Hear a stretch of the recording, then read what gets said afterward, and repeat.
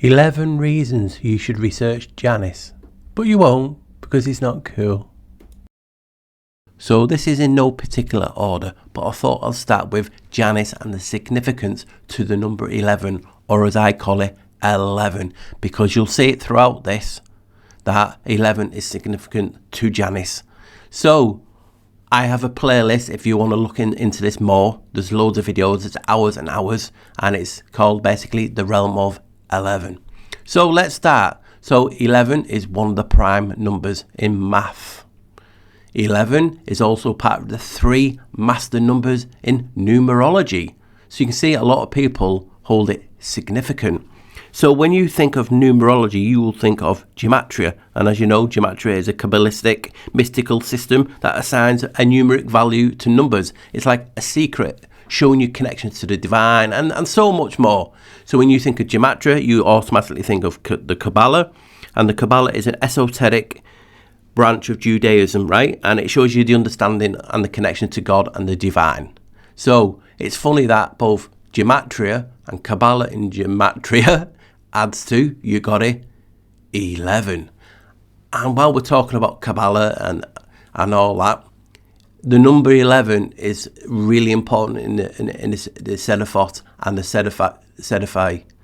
It is the 11th one. It is Da'at, it's knowledge, which acts as a bridge of fusion between the transcendent divine light and the limited structured world. So you can see it. It's so important, this number 11. We've all been growing up on Star Wars and the Force, the power of the Force. Luke, use the Force, right?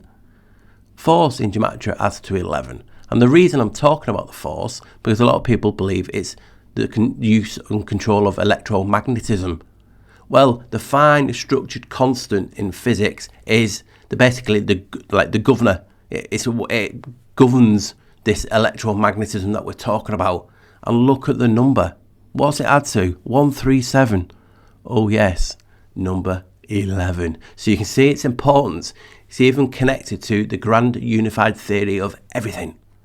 That in gematria adds to, you got it, in 11. So they're assigning numeric values, and it's showing its importance of this number 11. Pi, which looks like a door to me, it always has, as a fraction, adds to 11. And when you look at pi, it reminds you of the music, doesn't it? And they basically said there's 11 systems of music. So pi and music is a door, it's a frequency, and they both add to 11. So yes, this number 11 basically is a door, right? Whether spiritually, physically, it represents 11. And you can see a very important door. I'll get into this later on in the video, but that represents 11. And when you see lions, they are always protecting a doorway. Lions in gematria adds to 11. So you might be thinking, yeah, this is cool, but what's it got to do with Janus? Well, Janus holds 65 in his hand. It's what he uses to open the door. Remember, Janus is a janitor.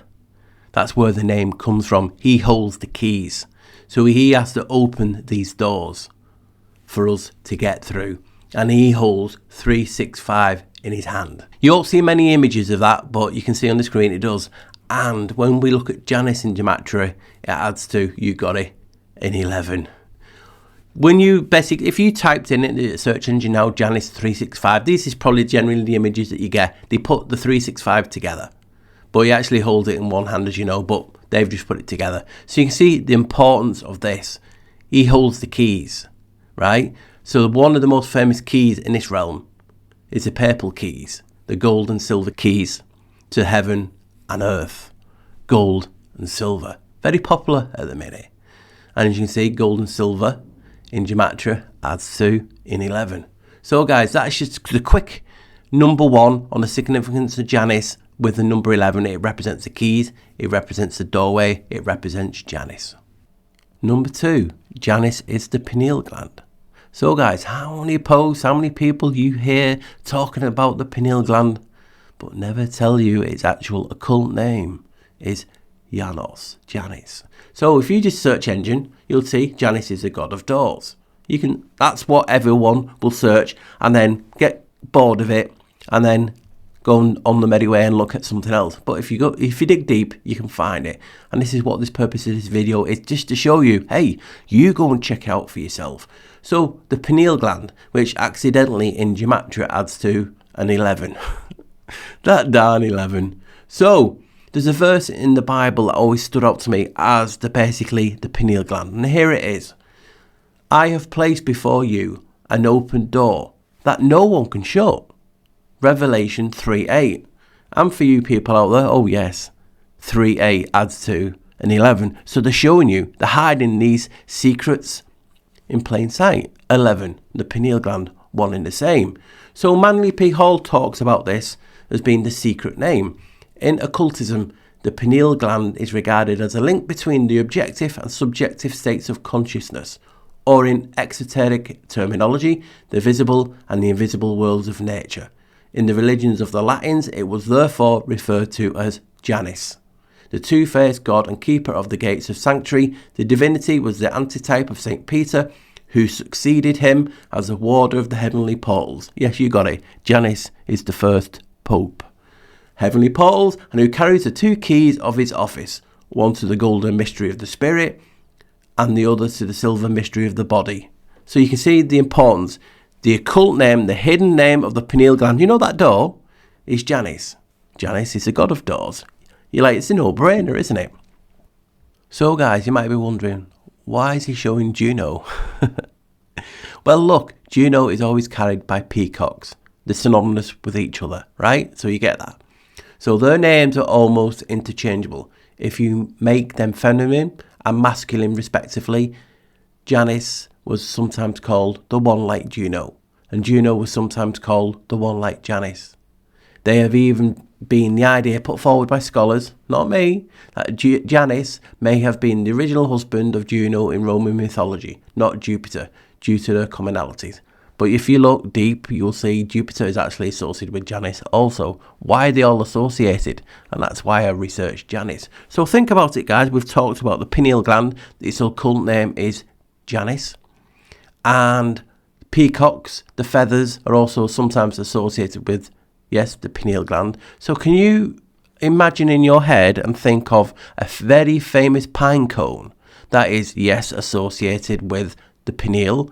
And if you remember where its location is, and I'll give you a few seconds now. So let's think among ourselves. So you should be really getting to the grips of this now. And we're only into 2, and you can see the significance of Janus so far.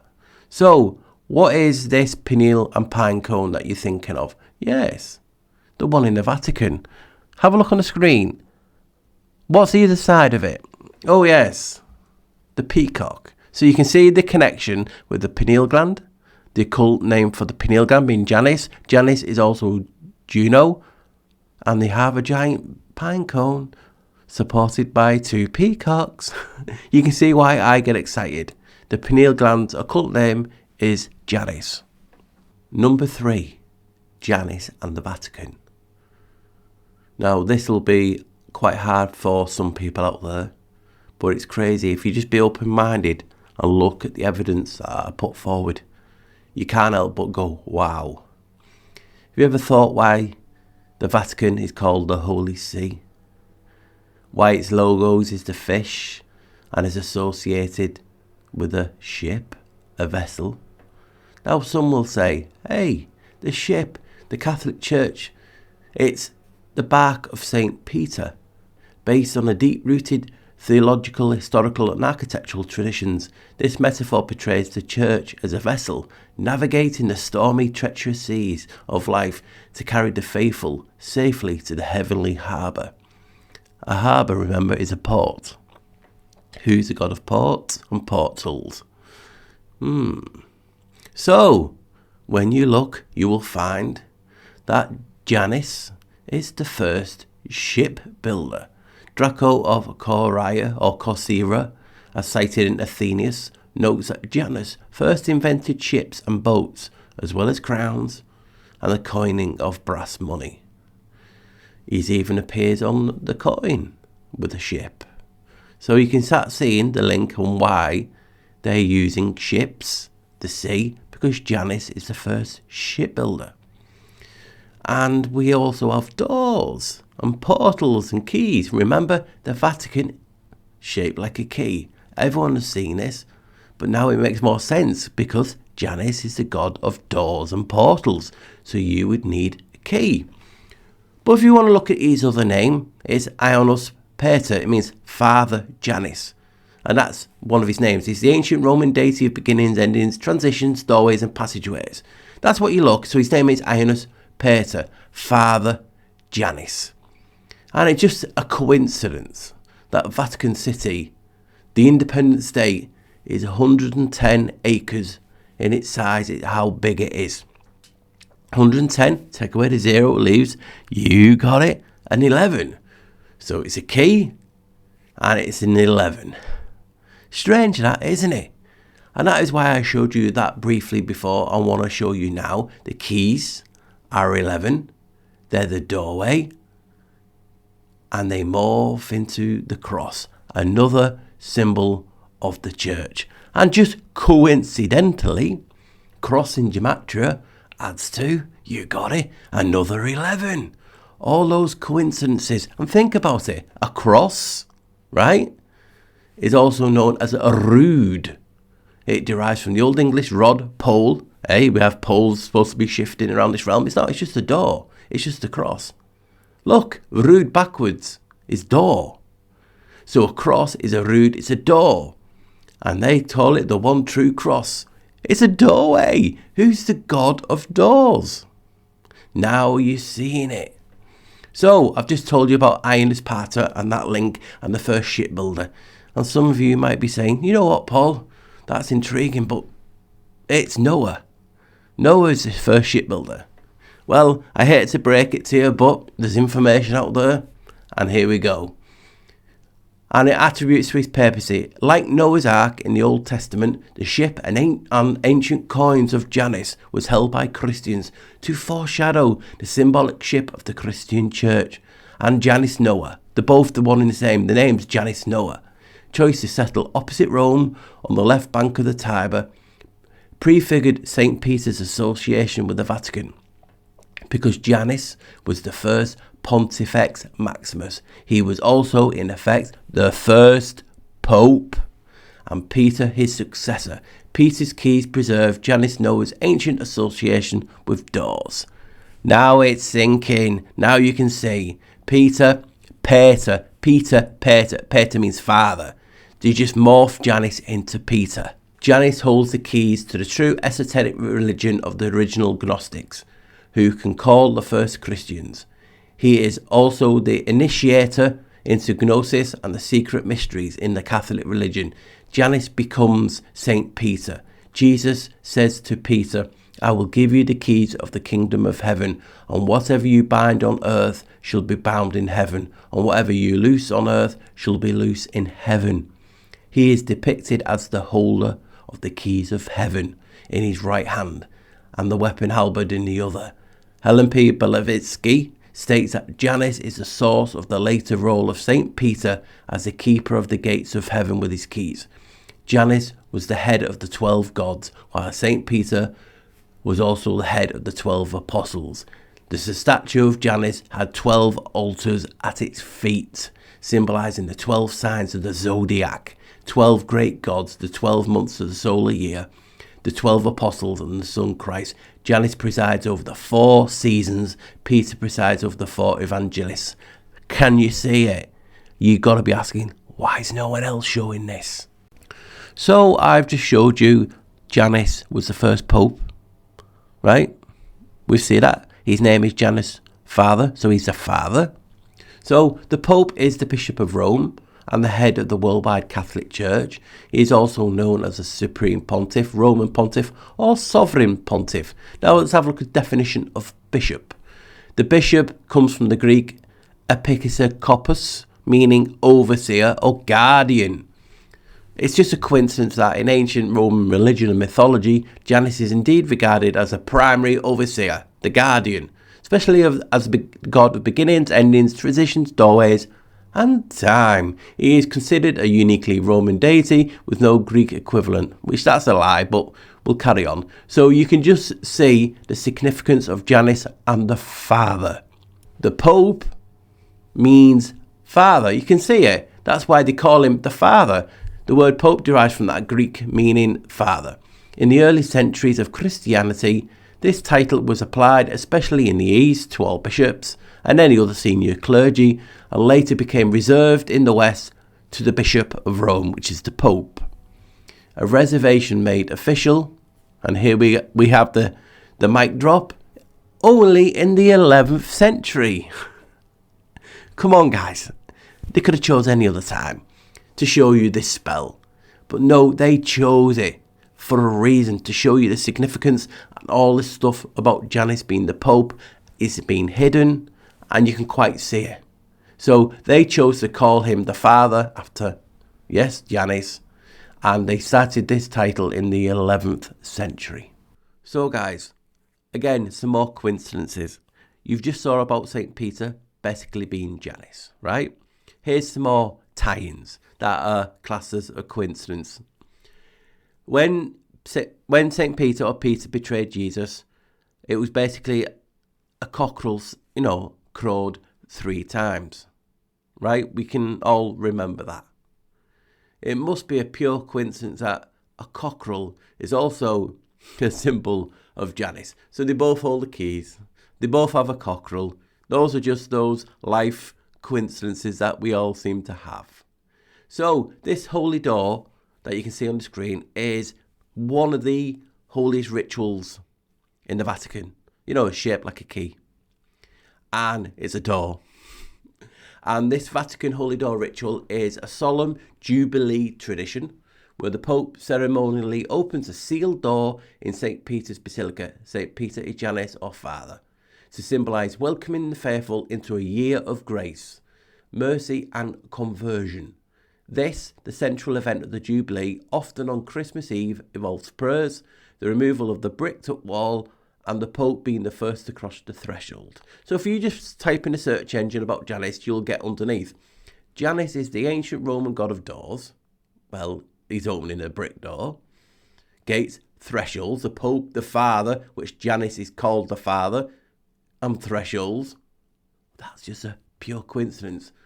And January was moved and symbolises the new year. And they're doing prayers at the eve of a new year. These coincidences don't half get about, don't they? So, as you can see on the door, he's placing his hand on the arch. Archway is also a doorway, a gateway, a threshold, and the cockerel is on that.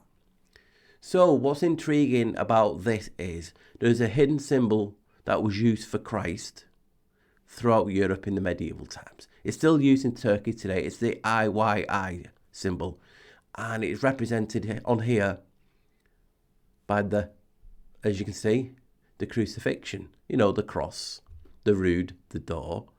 But, and this is just my opinion, it represents Janus's temple doors, and I'm going to show you these temple doors on an old coin. Oh yes, fits perfectly. But that, again, that's just a pure coincidence.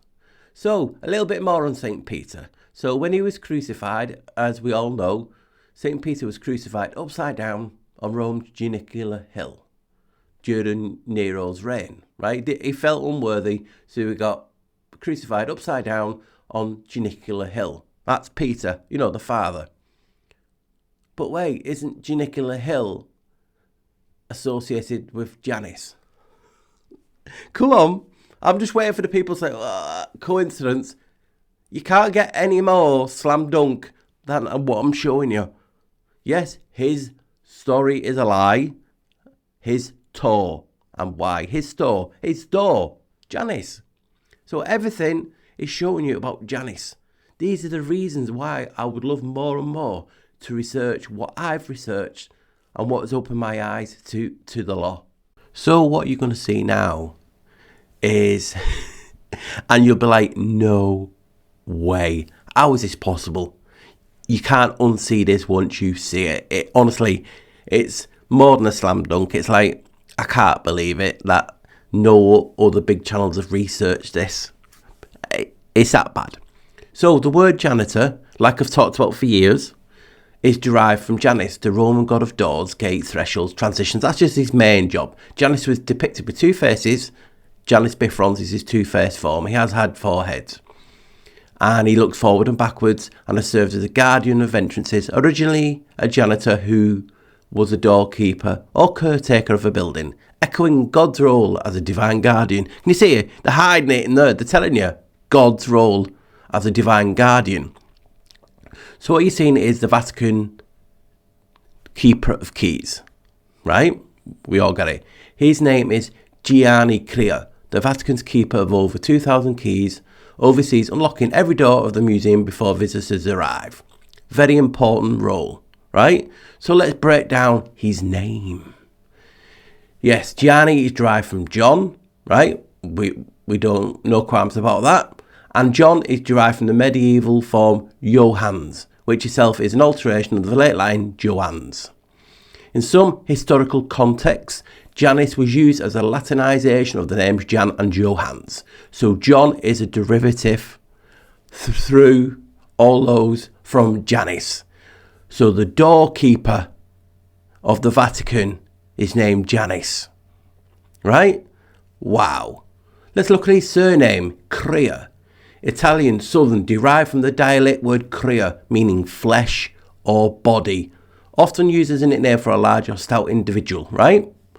It may also relate to the Latin crea, to create, potentially referring to an artisan.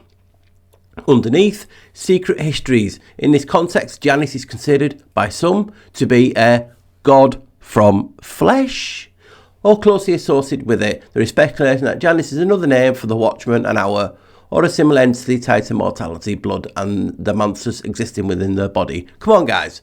So not only is his first name, John, derived from Janus, but his surname is derived from Janus because they both concede to be meaning flesh. Can you see what I was talking about? Hidden in plain sight. But I will be fair. There's not just him opening all the keys. He has a team, a secret team. And they're called Clavigeri, right? Keykeepers. A team of 11, led by Gianni Crea, opens and closes the doors. Come on. 11. No more, no less, but 11. Can you see why I get so excited when showing this stuff? It's bam, it's in your face. So I'm going to finish off the Vatican section now. And I know it's been larger than the others and will be more bigger than the others that will come. But it's significant. You can see it. It's like building the story for you to follow. So what you see now is the Pope and Mussolini, right? They basically recognised each other as a sovereign state in 1929. It was known as the Lateran Treaty. And as you can see, it was signed by the Mussolini and the Holy See, the Pope. Pope Pius XI. That's just a coincidence. These 11s, what are we going to do? So it was signed on February the 11th. Come on.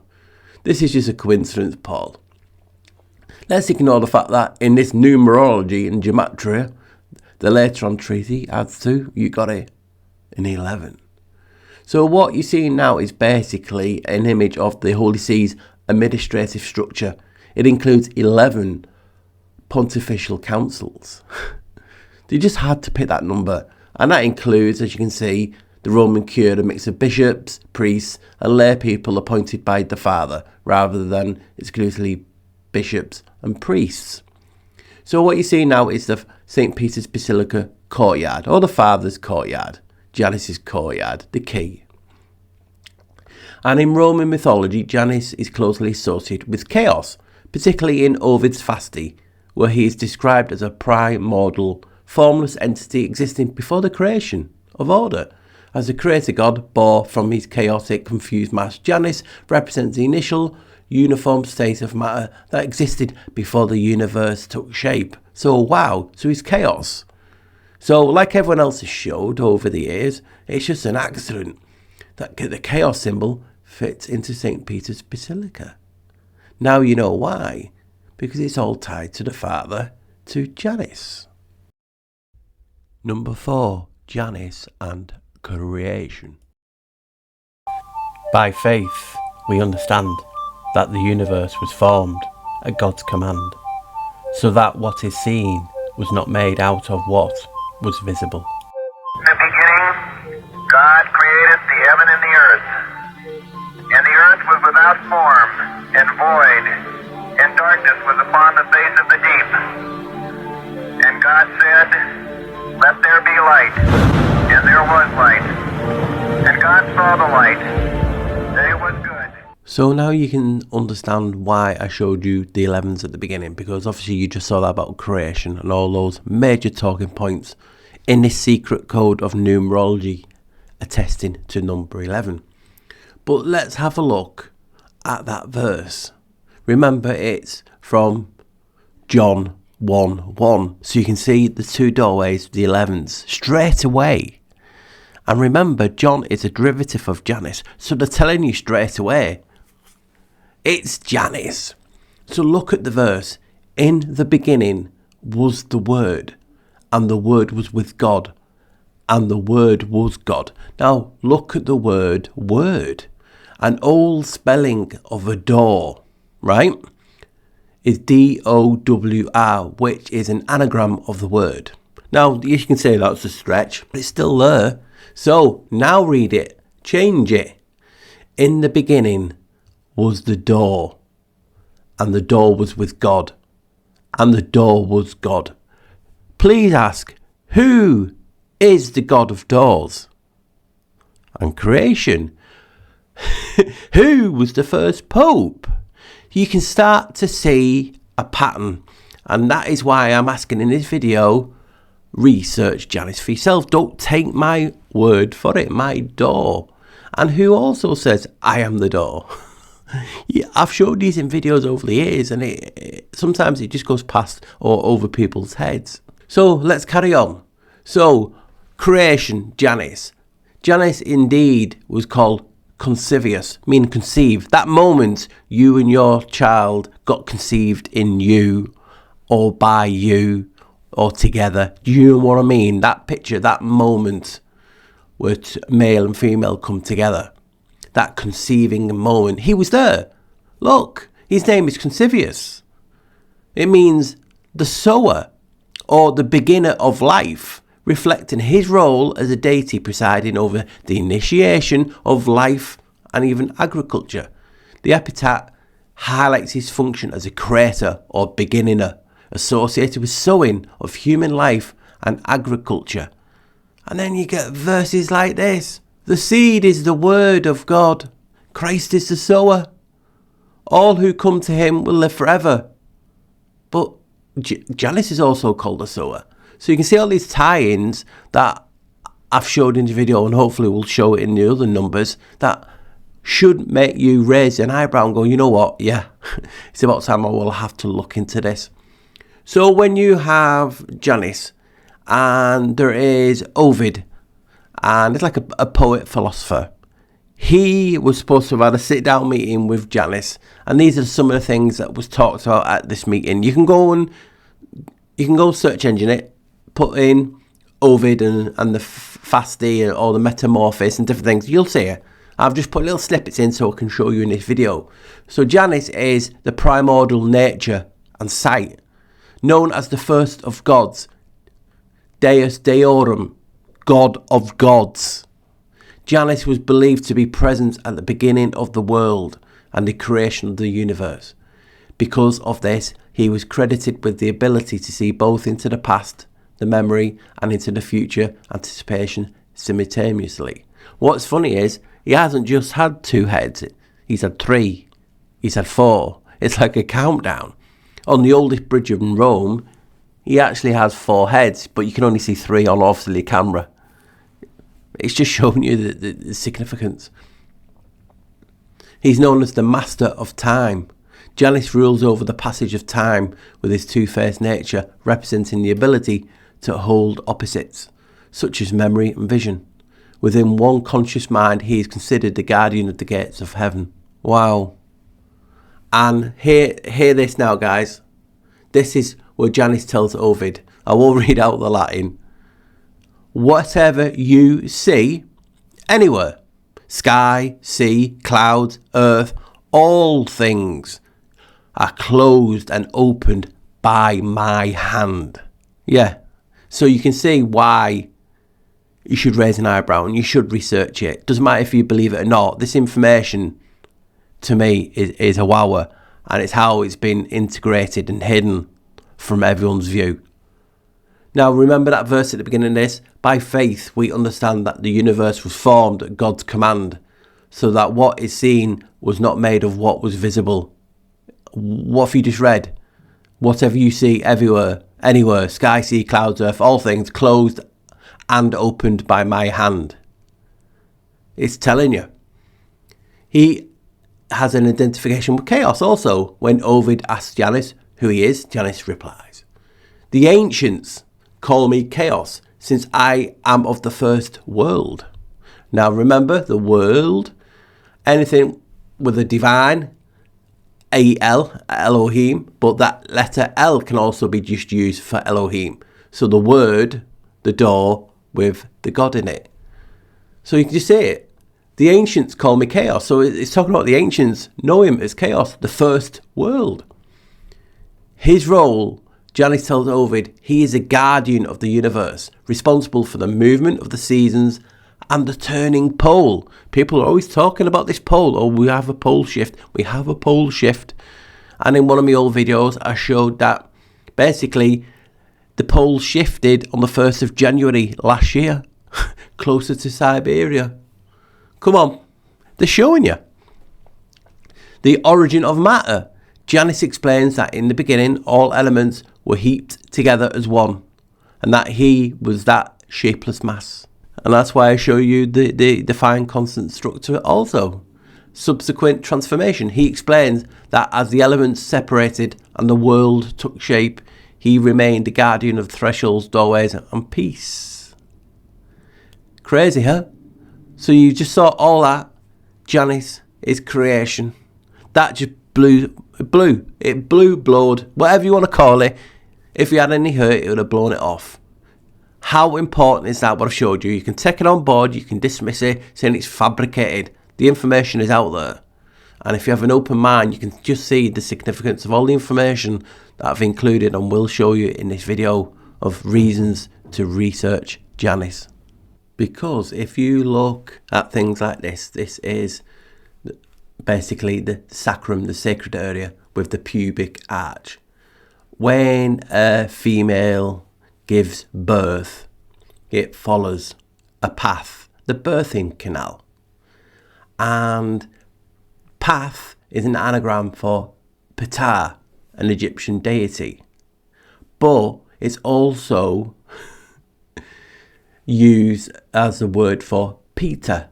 You can see, translated as Peter, another Peter, father, Peter, right? And Janus is also not just doorways and gateways, he's the god of archways. So in that purpose, and the first shipbuilder, so when they're going down the birthing canal and they're going under, the final part is a baby, a newborn life, and you saw all the links with him and creation. They come through and under the pubic arch. It's like a crowning moment. You can see it's a ceremonial moment. You can see it. And that's what blows my mind. But it takes two to tango, as they say. So in that moment, when the consivious nature that was mentioned before, just look at Janus's head, the two heads. It looks like a male penis. Does it not? Can you not see the likeness of it, the shape, the head? And there is a slang word for the penis. It's called Peter, father. You can see all the connections of why I want you just to research this topic more for yourself and see what else you can find different from me. Number 5, Janus and the calendar. I love this one. It made me smile many years ago when I put all these together. It just blew me away. So Janus is fundamentally linked to the calends, the first day of the month. Now, it's not just January the 1st, it's February the 1st, March, April, May, June, July. He has all those first days. Really significant because he's the Roman god of beginnings, transition, gates and time, and the deity who presides over the start of the year. He was honoured with sacrifices on the first day of every month, marking the transition of time. Now people will go, oh well, the start of the year was in April. It was in March, end of March, April, and it's right. They moved the calendars. They moved it all for him. So there's your double whammy. So the modern word calendar is directly derived from the Latin calendar or calens, which refer to the first day of the month of the Roman calendar, usually marking the new moon. The calends of January in particular represented the start of the new year, serving as a day for paying debts, settling accounts and initiating administrative, legal and military functions. It's why, as you can see from the top, that's when he started the connection to the consuls. Basically, they took office in January, and that's why you have the President of the United States always taking his inauguration day in January. It's a ritual, it's a nod to Janus. Crazy, isn't it? And that's why I've always said, research this. Because in 1752, when they changed the calendar, about that, they moved it, and you lost. Have a guess how many days you lost in September so it could work. 11. Not 9, not 10, not 12, but 11. So the god of calendars is connected to the number 11. It represents a doorway. You lost 11 days on that month. It's crazy, isn't it? So what also blew me away about Janus, he's connected to the solstices. You know, that topic that everyone loves to talk about because of its ritual purposes and practices. They always do the rituals in these periods. It's a significant point of the year. And he's linked. And what you're seeing on the screen here is the Iona. It's basically Janus in Latin. It's Janus and Ionus. So it's Iona Coli, right? And Janua Coli is a Latin phrase meaning the gate of heaven or the door of heaven. Alternatively spelled Ionu or Ionus, Ionua Coli. In Roman Catholic tradition, it is a significant title for the Blessed Virgin Mary. Often used in the Litany of Loreto, it symbolises Mary as a channel through which Jesus Christ the Saviour entered the world. You've just saw it in the section on creation. You pass through and under the pubic arch, who's the god of doorways and arches, and also that area you can see, he's the gate of heaven, Janus. And Janus Inferni translates as the gates of hell and represents a concept often paired with Janus Coli, gates of heaven, to symbolise solstices, transitions, and the dual nature of door passageways. It is associated with the Roman god Janus and has been since the day dot. Now, this is what blows me away. Janus, the Roman two-faced god of beginnings, endings and transitions, is intrinsically linked to the solstices, particularly the winter solstice, as the doorkeeper of the turning year. His ability to look backward and forward symbolises a transition from old year to the new year, with January named after him, marked the period when days begin to lengthen. The winter solstice threshold. Janus is a deity of the threshold and doorways. The winter solstice represents the ultimate transition point, the door between dark old year and the light of the new year. He is the doorkeeper of the year. Janus is seen as the guardian of the solstices. His dual nature aligns with the two opposites annual turning points of the sun, summer and winter. Why was that? You hear people talking about all these topics that I've mentioned, but never, ever show you what connects them all. That's why I love it. And in like the Tartarian communities and mudflood communities, you will see a lot of people showing you dates on buildings, coins and maps. They'll have an I on and they'll have a J on, and they'll be theorising left, theorising right, but they never ever mention Janus's name. Remember, he is the god of the calends, the calendar. He's on the dates. He stands over the zodiac. So the I and the J represent his Latin, and his basically English name, Janus, is the I, and Janus is the J.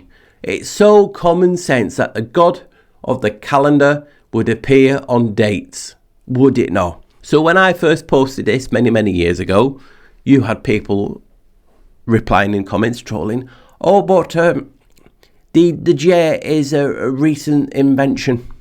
I know. 1524, it was being accredited to Gian Giorgio Trissino, right? Do you get what his name was? Gian Giorgio Trissino. Gian is John, which is a what? Oh yes, a derivative of Janus. So the guy who invented the J is called Janus. So there you go, guys. That is how he's linked to the calendar. Number 6, Janus and 9/11.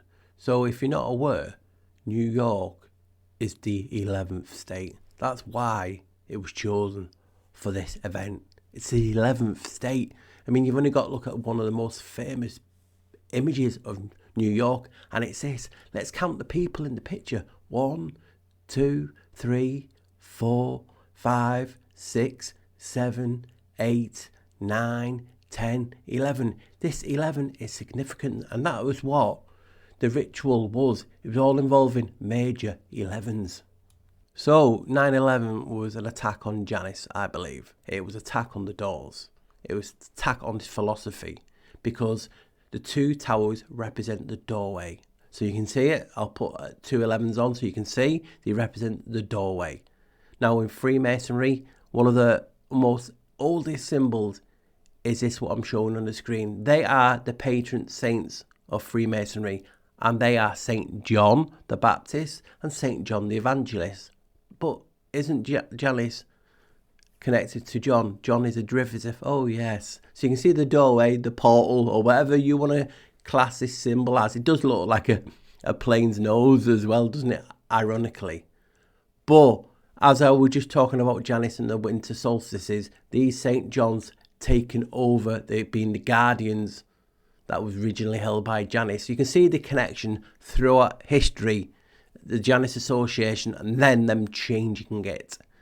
So they also, if you are aware, the 2 pillars of Freemasonry, Boaz and Yakim, are represented by these towers. So you can see this tying to 11 all the way through this. It's crazy, guys. Now, both the towers are 110 stories tall. Take away the 0, leaves you, oh yes, an 11. And like anyone says, the eyes are the windows to the soul. It's funny that they had 21,800 windows, which adds to an 11. I wonder if there's anything in that. But you can see why it makes me laugh. So early in the video, if you can remember, I talked about the calendars and different things and how Janus holds 65 in his left hand.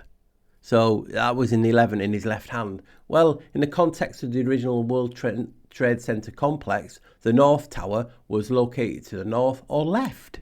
So you can see my point. So in your head, the North Tower is left. Left is 65. Well, if you add the telecommunications antenna, the total height to the tip was 1,730 feet tall. Oh yes, a hidden 11 in his left hand, the left tower. And to even top that off, just look at the installation of that telecommunications antenna. It was 362 feet, which is an 11, and in meters it adds to an 11. So you can see why I'm like, whoa, the attack on the left hand, the 11, and the tower is the highest because of that telecommunications tower. It is the 65. But it's just a coincidence that, and this is where it got a lot of people triggered. When I mentioned planes, people said, well, there's no planes hit it. It doesn't matter if they did or not. Hear me out. The spell was cast. They are trying to project that planes hit. So they are involved in the spell. And the plane that hit the left tower, the North Tower, American Airlines. In numerology, A is the sign 1. So 2 A's are 1, 1, yes, and 11. And it was just a pure coincidence, guys. Again, that American Airlines Flight 11, it was Flight 11, was the first plane hijacked. And it was the one it hit the North Tower, which is the left side of the door, the 65 that I'm trying to get at. And they said it carried, with crew, 92 people. What is 9 at 2? Oh yes, an 11. And the pilot in command of the American Airlines Flight 11 was Captain John Ogonowaski. John, a derivative, yes, of Janus. And if you remember, there was the 11 crew also.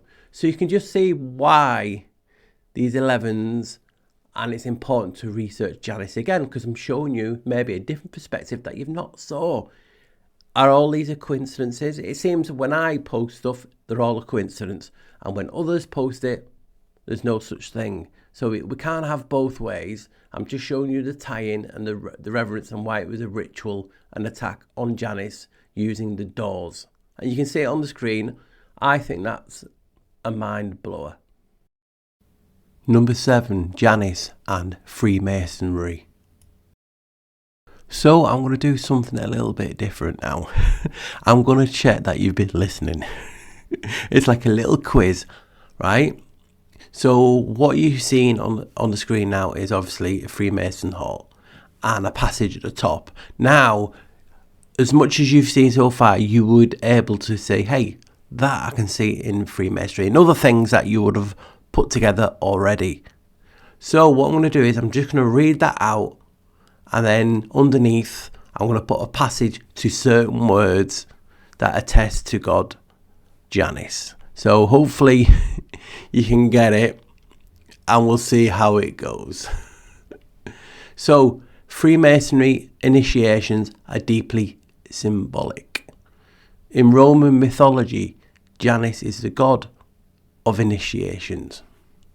Not saying nothing. So, are deeply symbolic private ceremonies designed to make a candidate's transition from darkness to light. Right.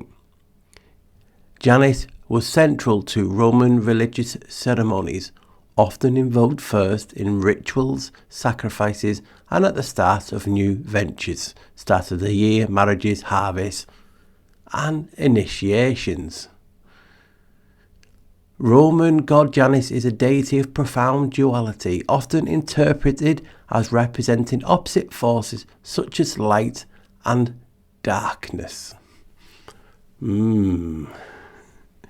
So we was also talking about representing a symbolic death of the old self and the rebirth into life of moral intellect and spiritual growth. Janus is the ancient Roman god of beginnings, endings, transitions, times, doorways and passageways. While he is not exclusively a god of death and rebirth in the same way as Chthonic deity or a deity like Osiris, he is deeply associated with these themes through his role of guardian of threshold, presiding over transitions from one state of being to another. So he is death, but he's not death. Did we just say representing the symbolic death of life and rebirth, moral and intellect? Janus is the ancient Roman god of beginnings, endings, transitions, doorways and times. While not typically identified as a god of literal physical rebirth, like some mythological figures who die and return, he is the primary deity. So let me rewind. Primary deity of metaphorical and spiritual transformation. In Roman mythology, Janus is primarily known as the two-faced god of beginnings, transitions, doorways and endings, while not conventionally titled god of intellect. In the same way Greek gods like Athena was associated with wisdom, Janus is profoundly linked to cognitive, strategic and philosophical intellect through his symbolic nature. You've already seen he's the god of this and the god of that, can you see? So, a life of moral, intellect and spiritual growth. We've done that. And rituals, we've done that. Janus is the Roman deity of beginnings, transitions, gateways and endings, often invoked as the guardian of doors and the initiator of undertakings, including the taking of oaths. The ritual, which is not humiliating or dangerous, involves allegorical lessons and oaths. Whoops. So guys, out of that one passage about Freemasons initiations and what it involves, I've showed you Janus is tied to the law. What more do we have to say? So it's crazy, all those connections, ain't it, to Janus? And I want to re-go over this a little bit because you'll understand why. So Janus is chaos. He even said it. The ancients call me chaos, since I am the first world. Origin of matter. Janus explains that in the beginning all elements were heaped together as one, and that he was that shapeless mass. So you can see, he is chaos and that mass. Now you'll know where I'm going from this. So this is in Turkey. I can't pronounce it, so I ain't going to butcher it. But as you can see from the arrow there, these are the gates, these are the doors, the Sphinx gates. So it's really important. And you can see something highlighted on the side of the gate. It's a seal. Now, I'll zoom in and I'll put it on the screen for you. Can you see something? The double-headed eagle, right? So a lot of people know where I'm going from this, but just be patient. I'm just going to read you something out. That is the page. It's going to be too small for you, so I'm just going to enlarge it, just the top bit, and you'll see why. Now again, this is not my work. This is from an old book, and I'm going to read it out. The double-headed god. The earliest evidence of the double-headed god in Sumer. So you know, it's gonna be old. Janus, the double-headed god of the Romans, known to them also as Jupiter. What was I telling you before? He goes by many names. So when you throw a name out, he is that. He's everything. He's a janitor. He has all the gods. He is all the gods. And as such, as a descendant of the Greek Zeus, so they're saying he was a descendant of Greek Zeus. He is Zeus basically. Remember, Zeus split people in half because they got too powerful, and we are supposed to be made in God's image. So you can just see there. Anyway, let's carry on. Can be traced back by his double head to pre-classical times. He was known to the Hittites, who depicted him upon the seals. Where did he put one of the seals? Oh yes, on the door, on a gate. And he is the double-headed eagle. And he was shapeless mass, and he was chaos. If only they did order out of chaos. Oh yes, they did. The Freemasons, double-headed eagles, and the Scottish Rites, and they have a famous motto, order out of chaos. I've showed you Janus is chaos. I've showed you he is duality. I've showed you he is dark and light. And they have him as the Scottish Rite's top two tiers, level 32 and level 33. And that is a representation of Janus. So you saw all the Januses that I showed you so far, and now you can see it here. It's not me showing you this, it's all out there. He is the double-headed eagle. But let's just have a laugh. Let's just count the numbers separately. 3 add 2 is 5. Add 3, yeah, is 8. Add another 3. Oh, yes. And 11. The two top tiers in the Scottish Rites both add 2. You got it. 11. And they have 2 heads, like Janus Bifrons. But that's just a coincidence. That's what everyone's going to tell you. I've been showing you for this for people for years. And hopefully more and more people will see this. This is not to be taken as fact and all this. I just want to show and share what I found about Janus over the years. It's just mind-blowing. Right, I want to go over a few masonry symbols for you and just show you the Janus. As you can see, the hourglass, or tempus fugit, meaning time flies. You've seen the association with death, life, rebirth, time, and the dual nature of the hourglass. So you can see it right there. So that is one of the oldest. They used to use it on the gravestones. They don't use it so much now. Then you have Basically, the images that you see on the screen, you have the winding staircase on the right, and obviously the two patron saints of Freemasonry, the two St. Johns, which, as you know, is a derivative of Janus. And people will say this is knowledge, enlightenment, and so on. But they do look very, very similar. The two pillars, and then the sun at the top, divine light. So in Freemasonry, the winding stairs is a central symbolic element in the Fellowcraft second degree, representing the journey of a Mason from youth to manhood and the pursuit of knowledge. I've showed you Janus's knowledge, intellect, and transition from youth to manhood. You can see it. It's there if you want to see it.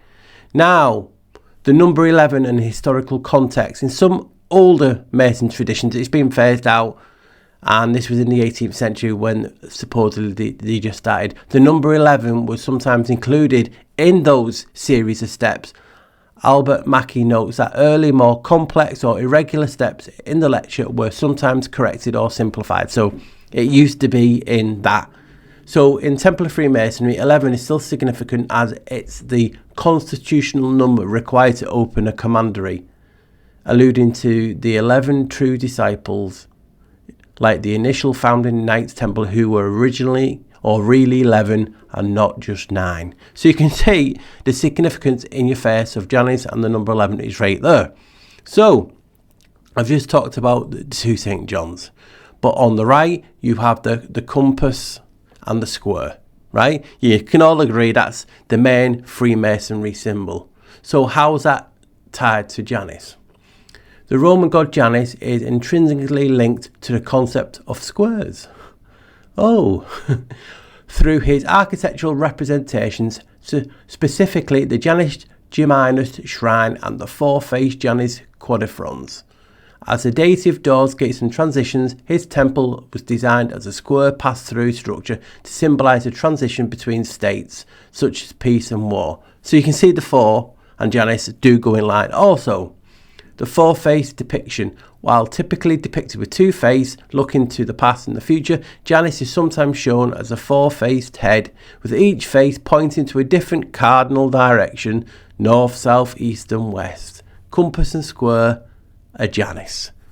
Again, you might be thinking, why has no one else mentioned this in info? Not to be used as, hey, this is this. But why not? Because it makes the story so much compelling, and I've just shown you through this how are people ignoring this. So hey, let's take this a little bit further.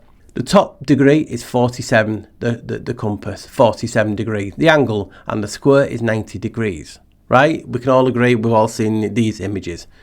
Let's just add those numbers together. 47 add 90 equals 137. 1 add 3 add 7 equals, in 11. And it's still the fine constant structure. Oh wait, and all the other 11s have showed. Again, how wow is this when you can show all these connections and then you go, wow, it does make more sense now that we're putting all this together to show you the significance and why I've made this video. I've put all these in videos over the years, but when you all slam dunk them and put them together, it makes you stand up and go, bloody hell, wow. Number 8, Janus and the pandemic. So guys, if you remember back then in the pandemic, its original name was the novel coronavirus. Now in that word I'll just say COVID or anything, but you'll get me drift. So its original name was novel coronavirus. Ho ho ho.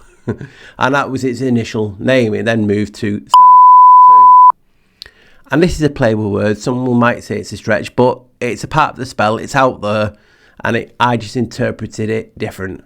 So I interpreted it as the Roman crown disease, because Roman is a German, Dutch, French, Scandinavian, Eastern European word for novel. So you can see it does mean that. And corona means crown or garland in Latin. So obviously it's like a wreath. Hey, we know, but it's like laying a wreath at a funeral. So as you know, as I've showed you through this video, Janus was believed to have invented or created crowns. So significant, right? And as you can see underneath, the Roman god Janus, known for his two faces looking in opposite directions, past and future, is frequently depicted wearing a crown in classical art, coins and modern interpretations. This crown is typically a laurel wreath or a simple diadem, symbolising his status as early king of Latium, a guardian deity, or a pater, a father of the gods. So you can just see why I included it. Now, an early method of treating it at the time was what was known as a JAK inhibitor. You can see it on the screen. Yes, JAK inhibitors, specifically, baricitinib, are used to treat COVID-19 in hospitalised adults. But what's its full name? Oh yes, Janus kinase inhibitors. Oh, but that's just a coincidence. That's what people will tell you. You can just see the connections and why it all seems to fit. And remember when they were swabbing your mouth and your nose and taking your blood? What did they test it on? What machine? Oh, a safe and traceable PCR plate set up for SARS-CoV-2 testing, and its name is Janus G3 PCR workstation. And we're supposed to be, again, we keep getting told by the people in the know, Paul, you're overthinking it. It's just a coincidence, this. There's no link. Well, you can see, can't you guys? Thus, when they were making people wear face masks, you put a mask over your face, you then become two-faced. Oh, wait, who's the god with the two faces that we're just barely talking about in this video? So you can see me point, and now coming up is a quick clip from an old video basically showing you the gematria of some of the 11s early on, because I made this clip 4 or 5 years ago, 6 years ago, and you can just see some of the gematria. Remember the sacred numbers, they make these numbers to fit, and it all added up to 11. So here's that clip, guys, and hopefully you can follow along.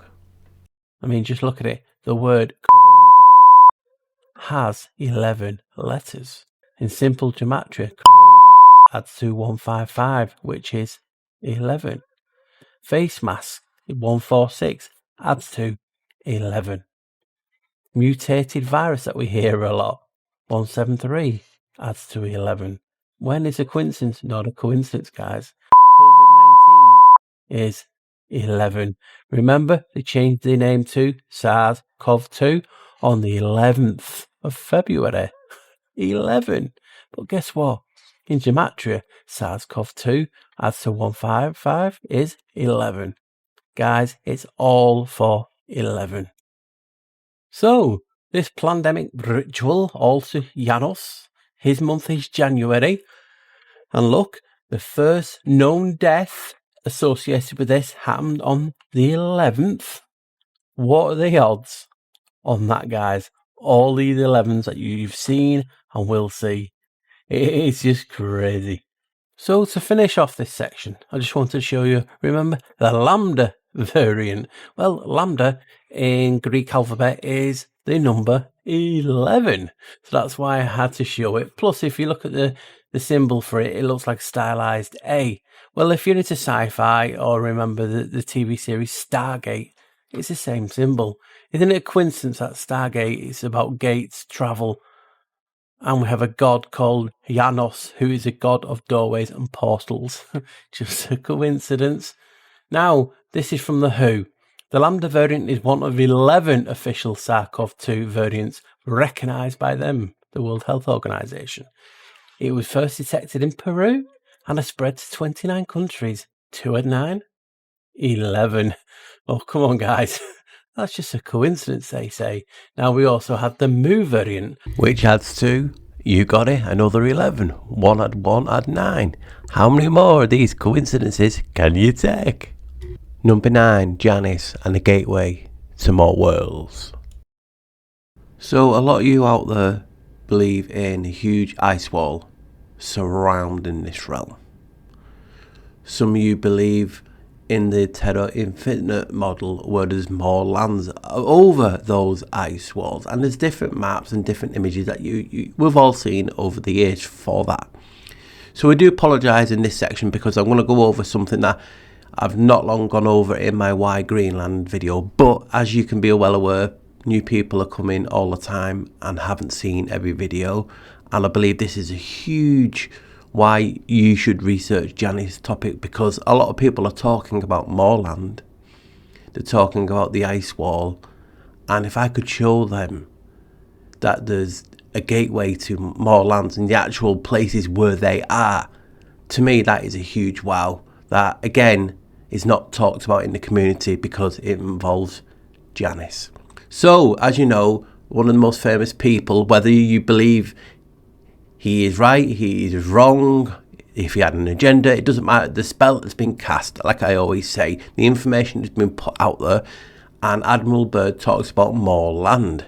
Now I'm going to put in the interview that he did, so it's a few minutes long, but it paints a picture, and then I'll show you why and where these entrances are, you know, to more land. It is a huge wow what I found many years ago. So here's that interview now with Admiral Byrd. For the Longines Chronoscope, a television journal of the important issues of the hour, brought to you every Monday, Wednesday, and Friday. A presentation of the Longines Whitnor Watch Company, maker of Longines, the world's most honored watch, and Whitnor, distinguished companion to the world-honored Longines. Good evening, this is Frank Knight. May I introduce our co-editors for this edition of the Longines Chronoscope? Larry Lasser, CBS News correspondent, and Kenneth Crawford, National Affairs Editor of Newsweek magazine. Our very distinguished guest for this evening is Admiral Richard E. Byrd. The North Pole used to be a no man's land, but these are the days when, by buying a ticket on a commercial airliner, you can fly across the North Pole and drink a cocktail at the same time. You know, only 30 or more years ago, about 35 years ago, our guest tonight found out whether there was any land north of the North American continent. He made that first discovery flight, and I must say that Admiral Byrd, our guest tonight, is not only our greatest living explorer, but he's been an inspiration to countless Americans. Admiral Byrd, you've been to both the North Pole and the South Pole. Is there any unexplored land left on this earth that might appeal to adventurous young Americans? Yes, there is. And not up around the North Pole, because it's getting crowded up there now, because they find out it's really usable, not only to live in, but militarily. But strangely enough, there's left in the world today an area as big as the United States that's never been seen by a human being. And that's beyond the pole, on the other side of the South Pole, from Middle America. And I think it's quite astonishing that there should be an area as big as that unexplored. That's a tremendous So challenge. there's a lot of adventure left down at the bottom of the world. Well, Admiral, do you hope to see that? I do. Well, Admiral, Yeah. would you say that since you've been to both the extremities of Earth, are these expeditions to such far-off places, are they getting easier because of modern techniques, or is danger still close at hand? Well, it's a little risky, but nothing like it used to be with the old slow planes and the small cruising radius where we had to put down bases. We replaced the dog teams, and of course that was a big improvement. But now the planes go much faster and they're safer, and they have a much bigger cruising radius. You haven't got the danger of a terribly heavy load. Admiral, an expedition to which I believe you're the advisor is now en route. What is that expedition doing? Well, that's the icebreaker Atka, and it's a reconnaissance expedition. It's going down to the South Pole area to make certain observations and to look for some bases. They will be back in April, and they will report back, and upon the information we get from that undertaking, we will base the bigger expedition that's to follow. Is that very definitely planned, or is that... That is being planned right now. So I'm willing to say to you that there will be a number of expeditions that will follow, I think, year after year, at the bottom of the world, because the government has really become interested. Well, Admiral Byrd, I can understand, I think everybody can, the interest in the North Pole because it's so near our greatest challenger, Soviet Russia. But why this interest in the bottom of the world? Nobody living down there, is there? No, it's pretty cold, There's only one permanent resident, that's the emperor penguin. The little ones live further north. I tell you one reason they're interested. It's by far the most valuable, important place left in the world for science. That's why the scientific groups all over the nation are really interested. But more important than that, it has to do with the future of the nation, those to come after us, or even during your lifetime. Because it happens to be an untouched reservoir of natural resources. And, as the world shrinks with an ever-increasing acceleration, far-flung places, once useless, like we thought the North Pole was, and no man's land, become very useful. The bottom of the world will be important, not only to us, but to our allies. I was going to ask you, does it have military importance? It has some, and as the world shrinks, it will continue to shrink with an ever-increasing acceleration, thus bringing these places closer. And in the future, I can see a time when it will be very, very important strategically. Well, has the development of air power increased the strategic importance of places like the very much Palma Peninsula, was it? Very much so. Even now, if anything happened and we lost the Panama Canal, we would have to control the islands just north of Antarctica, which are part of Antarctica. Then between there and Cape Horn. I've heard it said that there are 7 continents in the world, and one of them has never been seen by a woman, and that's Antarctica. Is that actually true? Well, if the Palma Peninsula is an island, as far as I know, that's true. No woman's ever stepped foot upon the Antarctic continent, and it's the most peaceful place in the world. Well, I'm sure that won't last very long. I understand that now that you're working with the Arnold Bread Company in charge of frozen foods. Now, is there any future for frozen foods down these frozen extremities? Well, I think the human race can be helped by that. This was thought out by Dean Arnold, who's, in my opinion, a great humanitarian. He learned that we went down there after 4 or 5 years and finished a meal that we had left there on the table when we had evacuated Little America. Everything was perfect, including the bread. So he got the idea of this frozen bread, and already he sent some to Europe, and it worked very well over there for some of the starving people. So you can store it down in the Antarctic, and against the lean years, and you wouldn't have any people in the world really starving if you did that. Yeah, so in the event of an atomic war... Stay there forever. Admiral, you speak of the resources of Antarctica. What are they? What are the natural resources there?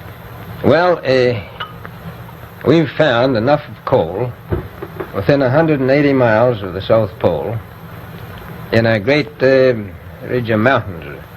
It's not covered with snow, enough to supply the whole world for quite a while. Well, that's the coal. Now, there's evidence of many other minerals. We are pretty sure there's oil. Now, that coal shows the bottom of the world. Now, by far the coldest spot in the world. Where that coal is gets 100 below zero in the winter. Well, it was once tropical. So we think there's oil there, and there's evidence, probably uranium there. Is it any secret? Is there uranium there? That would be the only thing that would be practical to actually go after, I suppose. Everything else would be economically unfeasible, wouldn't it? Well, as we recklessly expend our resources, the time will come when we'll have to go after that stuff down there. Well, I avoided what you said about uranium. I'm not sure about that. I don't want to have the world fighting over the Antarctic. And Robert, is there a competition among other nations to try to get information about Antarctica and possibly to secure some of these resources? Well, yes. There are now 7 nations very much interested. Russia is interested tremendously. That I'm sure of. Australia has an expedition down there. The Argentine, the Chile, New Zealand, Britain, and so on. Now, you can understand those people down there being interested because they live down there. The New Zealanders, the Argentinians, the Chileans, and the Australians. And so we don't do much about claiming anything. Admiral, you make Do we this sound a little crowded. Are there that many expeditions now there or en route there? Well, you know, as I said, it's the most peaceful place in the world, but I don't think it will be for long because of this intense interest on the part of other nations and this nation. Well, Admiral Byrd, are private expeditions a thing of the past? Is expedition and exploration, making expedition and exploration now purely a government function because of the tremendous no, cost I and don't think organization? so. I think down south it may be more or less a thing of the past, but not other expeditions that go there. A lot of them go north now. This latest expedition now on the way is a government expedition, I take it. Yes, that's the government. Admiral Byrd, may I ask you, is there a great difference between the top of the world and the bottom of the world? There is. Now, the North Pole is the center of an ocean 10,000 feet deep. The South Pole, the center of a plateau 10,000 feet high. The North Polar Sea is surrounded by continents that are slightly frozen. The Antarctic continent is surrounded by a belt of ice, frozen seas of at least 1,200 miles thick. Now, the South is a plateau. It gets, in some places, 14,000 feet up. I've been over areas about 13,000, and it's a little bit chilly up there. So there's that big difference between the top and bottom of the world. The North really isn't very cold up there on the Arctic Ocean. Not compared to the South. Admiral Byrd, we often hear it said that our young Americans now aren't as hardy as their forefathers. Do you think that Americans do measure up to the standards, the physical standards and morale standards of the past? I do. I don't believe that. I think they're just as hardy. Well, what would you say was the most valuable factor on an expedition? Is it morale, or physical courage, or is it sheer equipment? Well, I've always thought that loyalty was by far the most important trait. The British told me that when I first went down in 28 that I couldn't possibly get through the winter night without a mutiny if I took more than 20 men. But to serve science, I had to take 42 men. Then I took 56 the next time, and so on. And I did find that loyalty was the most important thing during the winter night when it's very hard on your nerves. I think that's best trait. That's a very valuable characteristic at any time. Well, thank you very much, Admiral Byrd. It's been a great pleasure to have you here tonight. It's a pleasure to be with you. The opinions expressed on the Longines Chronoscope were those of the speakers. The editorial board for this edition of the Longines Chronoscope was Larry Lasser and Kenneth Crawford. So you just saw the interview. It's intriguing, whether you believe it or not. And we saw all these videos. You know, you saw them videos that are all over TikTok and social media where it's just a head on a screen. You know what? I should think about doing that because those are the videos that seem to only get watched and passed around. Anyway, so ice wall, whether you believe it or not. More land, if you believe it or not. I can show you the locations now to those islands, to those places, because obviously this video is about Janus. So those locations around this realm would be significant if it was called Janus, wouldn't it? So if you're new to the channel, I'm going to show you now. And unfortunately, I have to use Google Earth, but we have to use the tools that is provided. So here goes. So many years ago, I found this. And I'm still really blown away today. But it's vital to this Janus research. And like we were saying, more lands, ice wall, all that. Portals, doorways. So this is an image what they say Antarctica looks like. We can all agree. So many years ago, I found in the Antarctic area, there is a Janus Island. So let's just type it in. So it'll go to it now and it'll zoom in. There you go, guys. I'll just get this off the screen so you can see a bit more. So there is Janus Island. It's funny that there's an arch nearby, but there you go. There is Janus Island. Blew me away many years ago. And what they don't show you in this map until you type it in, just at the side of Janus Island, there is a place called Shortcut Island. So I'll just type in so you can see as I'm doing it on the screen. So a shortcut. Play with words. Shortcut Island. And it lies 1.1 kilometres south-southeast of Gamage Point. So you can see there is a shortcut island right next to Janus Island. Now, for me, this is where the theorising comes in. If there is entrances to Moreland, if there was a break in the ice wall, and these are all hypothetical, would they name it after the god of doors and portals? I think so. They've also put in a shortcut island. A shortcut to what? So this is what blew me away many years ago. So you can just say shortcut island right next to Janus Island. So people talk about the poles. I've just showed you in this video, Janus is known as the poles. You can't get any more in your face than this.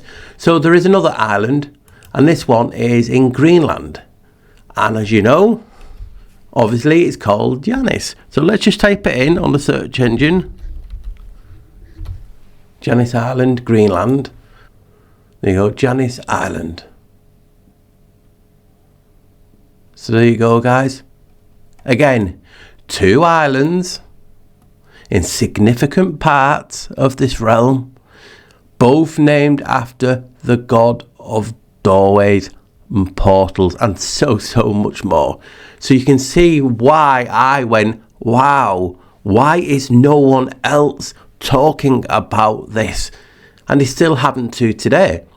I've made countless videos on it, and this idea just gets refused to get picked up and talked about on other channels. And this is why the main point of this video is why there seems to be a blanket spell on you showing anything Janus. And that is why I want to try and break that spell, because it's a topic that should be added to the list because it reveals so much. So guys, there you go. There's the 2 islands called Janus that could be near the ice wall, that could be entrances to more land. What say you? So you saw that big long video of Admiral Byrd talking about Moreland. You just saw me show you where the possible entrances or portals to this Moreland could be, the Janus Islands. Now, in research, I always look to see if there's anything new that's popped up on the radar of sorts. And I think I found something. I don't know if it's 100% legit because I'm dyslexic and I can't go through the report, but I will show you and talk about it, and you can see why. So I typed in Admiral Byrd and Janus, and this is what came up. Admiral Richard E. Byrd was a pioneer and American naval officer and explorer known for his extensive groundbreaking expeditions to the Arctic and Antarctic, including the first flights over both the North and South Poles. The mention of Janus in relation to Byrd appears to come from a CIA documentation regarding the 1977 report on Antarctic territory claims, specifically referencing Janus 1977 in the document. The document is a CIA RDP 79-01009A0018-0002-0001, and you can get a PDF on it, and in that document contains a reference to Janus 1977 in a section discussing Antarctic territory, likely a document or report indexing in the system related to the polar regions. So what intrigued me is, and I'm going to show you quickly before I carry on, this document. Here's that CIA document that I was talking about. Activities of US nationals in Antarctica by designated areas 1819 to 1957. And if you want to go through it, you can. You just got to type in that number that I was talking about. I'm dyslexic, so I find it very hard to read it. Plus, there is some areas where it is very faint, but you can quite see the document is there. And if you want to be intrigued and have a look and see if it is actually in there, and do me a favour, I would love it. So there you go, guys. You can just see how faint it gets in areas. And again, I'm dyslexic, so I find it very hard to read at the best of times. And this type of print, it's just like gobbledygook for me. But I wanted to show you the document is there and is a real thing. So you just saw that document. and you can see how big it is. There's no way I'm going to go through that, especially how I read, but it's got to be a wow. It mentions Janus, whether it's not going to be in relation to doorways and portals, but to find them referencing Janus is a big wow to me. And I thought I had to include that in this video for you guys to see. So what you're seeing on the screen, and this was included in various old videos, is Hermes Trismegistus. And I believe this is Janus, and it's showing you, it's like a map to where these two doorways to get out of this realm are to the moorlands. It's just a theory. And if you look at it closely, you can see. Now, I will be adding in a minute, after I've talked, the flags of Greenland and the flags of Antarctica. And they fit perfectly into this. And you just got to look at the clues in this image to see. You can just see the dual aspect, the two-headed Janus bifrons. You can see light and darkness, representing knowledge and chaos and all the things what we've talked about. Yes, Janus is that. You can see the set and the square, which adds to 11. You saw Janus is the god of square. So you saw all these links that I've put in the video so far. Now you can see the all-seeing eye. Now come on, it's not hard to look at the all-seeing eye and referring it to Janus, because look at the Janus relating to all-seeing nature. He has dual sight. You know, you can see in past and the present and the future. He's the guardian of thresholds. He is known as a divine observer. He has four heads sometimes in certain locations. He's depicted as Janus Quidophrons, the four-faced. And he's known as Deus Deorum, the god of gods. So you can see the connection with the all-seeing eye there. Now put together, obviously you have what I see is the feminine and the masculine triangles together. And at the heart anagram for earth, at the earth you have the cross. Remember, 11 in gematria. Cross is also known as the rood. The rood, backwards, is door. Janus, I showed you before, has his four faces, is the cardinal directions. That to me is a slam dunk images of Janus with all the links that I've showed you in the video today. So let's put the images of the maps over and you'll see why I went wow. So we'll go see images. So this is Greenland's flag, and you can see it fits nearly perfect into the center. To me, that's a wow. Let's put the Antarctic flag over, and as you can see, I believe this is a map to show you the entrances, the doorways, the portals. Number 10, Janus is Tartaria. So guys, this number 10, Janus is Tartaria, is very subjective. It's just my interpretation of all the information that I found over the years, putting two and two together, like we all do, these indirect links, and saying, could that be Janus? Because that's what I see. Now, I know this, so that's why I'm letting you all know this one is subjective. And I've done a couple of videos on this subject, and they've both been viewed 240,000 times, popular videos. So when we see channels talking about how all this brilliant and gorgeous architecture, and they said these weren't permanent and different things, and how we founded them, you know, the buildings have foundings, and we basically squatters, we just walked in, found them. We've all heard that play with words, and if we don't found them, we'll destroy it. You can all agree you've heard those similar words on these channels. So Janus is profoundly and intrinsically linked to the concept of founding in Roman mythology and religion, acting as the divine patron of beginnings, transitions, and the very act of establishing, building, or initiating. As the god who presided over all beginnings, he was considered the first king of Latium, the region of Rome, and he's deeply entwined with the mythological origins of Rome itself. So when they all use that word, that's Janus. He is the concept of founding. So that always makes me smile. And another thing, when you were looking into Tartaria, you will see these two flags. The griffin, or as I call it, the sphinx, and the owl. So here's those indirect links to Janus. So Janus, the Roman god of beginnings, transitions and doorways, and the Sphinx, the Egyptian mythological guardian, also connected through their shared symbolic roles as protectors of entrances and liminal spaces. Both act as guardians of thresholds, with Janus overseeing gates and the Sphinx guarding sacred spaces. So there's a connection.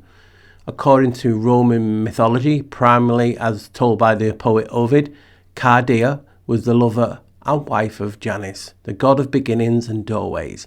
After taking her as his wife, Janus granted her the dominion over hinges and the power to protect households from evil spirits. Now, the reason I'm telling you this is because in Roman mythology, Cardia is the goddess of hinges, doorways and thresholds, symbolizing the power to open and shut, right? Her relationship with owls is protective and antagonistic. She was worshipped as a protector of children against evil spirits, specifically vampire owls or screech owls, known in Latin as striges or strigars or strix, that were believed to attack infants at night. So again, indirect links to that flag. Could one be Janus and the other be Cardia, his wife?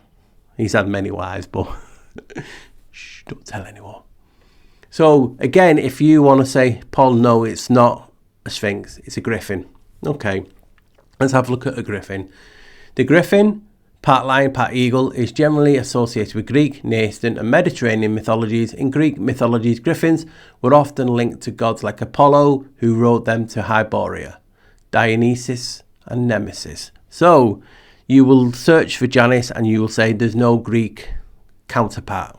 Well, other people think so. So in Saturnalia book, Macrobius documents a theological interpretation identifying Janus as a supreme deity embodying both Apollo and Diana, the moon.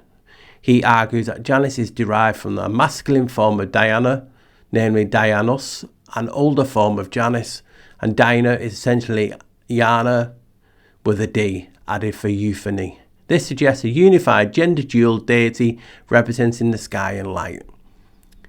So, intriguing, right? So there's an indirect link with griffins and Apollo, because Janus is a part of that. Remember, Janus is the janitor. And I told you at the beginning, all the gods are on his keys. So while the Roman god Janus and Jesus Christ are fundamentally different in theological origin and nature, Janus can be seen as a theological archetype of metaphorical precursor to some of the roles of Christ in context of Christianity. In medieval Christian art and bestiaries, the griffin was a significant symbol of Christ, representing his dual nature as both divine and human. The creature combined the eagle, king of the bird of the sky, and the lion, the king of the beasts of the earth, symbolizing Christ's power, his resurrection, and his dual role in heaven on earth. So you can see all the connections and how very similar they are. So there is that link, and again, it's subjective. So when I was making one of the other videos, I found on the web a picture of the owl and at the side the double-headed eagle, which, as you know, is Janus. Remember, Janus has 2 heads, Janus bifrons, but he has had 4. So as you can see, and whoever made it, kudos, it was good work. As you can see, the hidden symbols of pictures is your perspective. Now this person saw an owl hidden within the double-headed eagle, and you cannot, once you see it, you can't unsee it. So there you go. There is a hidden meaning behind the double-headed eagle is an owl. And obviously the owl is a flag of Tartaria, right? So another thing that you will see in Tartaria is maps with Tartary. Now you will be told that basically Tartaria and Tartary maps was just, if it didn't map that region, that's what they put down, you know, like a generic name. But you can look into it and you can find that, you know, it's laughable. But the connection that I want to bring to this is, and it's mind-blowing to me. So Janus is the Roman god of doors, as we all know, often linked to the concept of movement, mapping and navigating between spaces. As his two-faced nature allowed him to look both forward and backward, he is considered a god of maps. Say what? He is god of maps because his attributes reflect the subjective nature of cartography, which captures both the physical, objective world and the interpreted, or hidden information. Can you see what I'm on about? I've just showed you about the owl being hidden and the symbolic nature of that. And we're talking about Janus being Tartaria.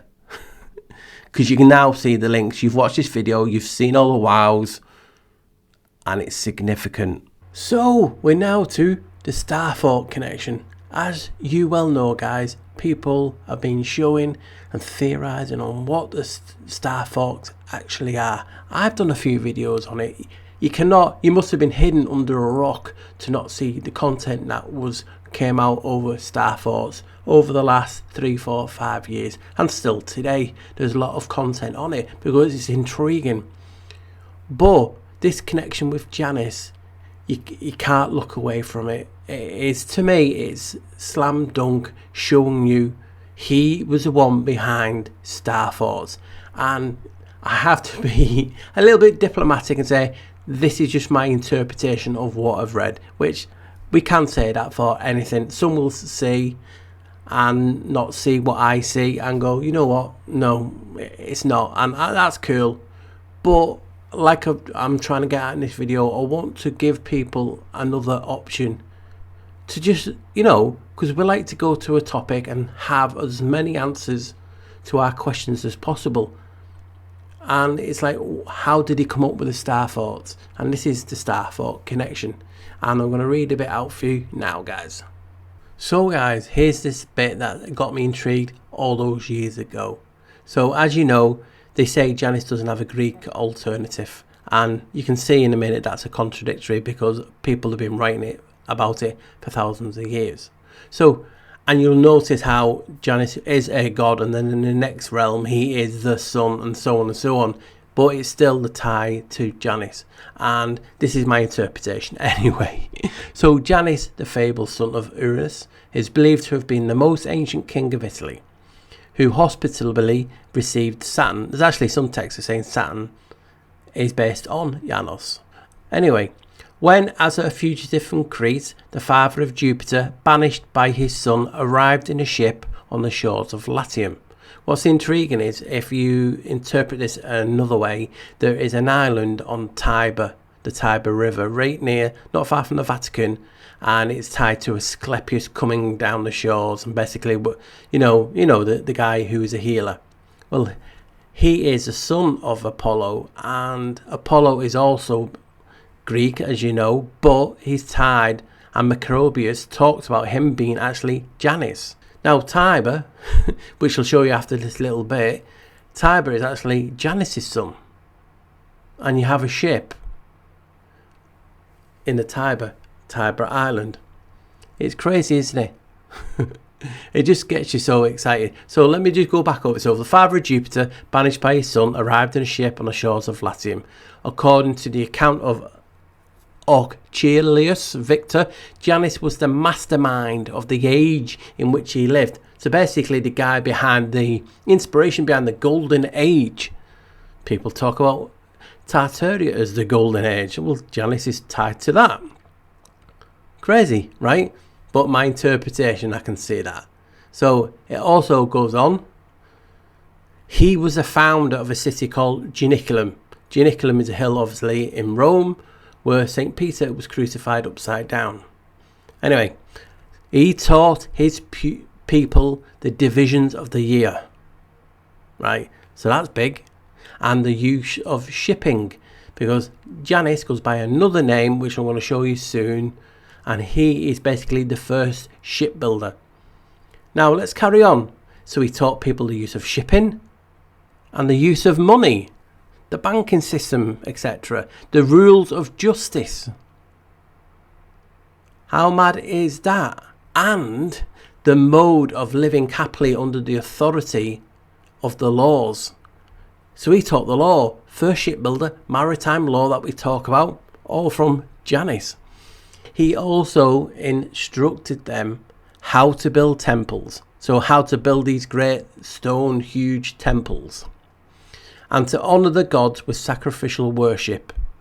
Now here's the intriguing bit, and what I'm interpreting as Starfolks. He taught humans, or the people in Latium, how to surround the cities with walls.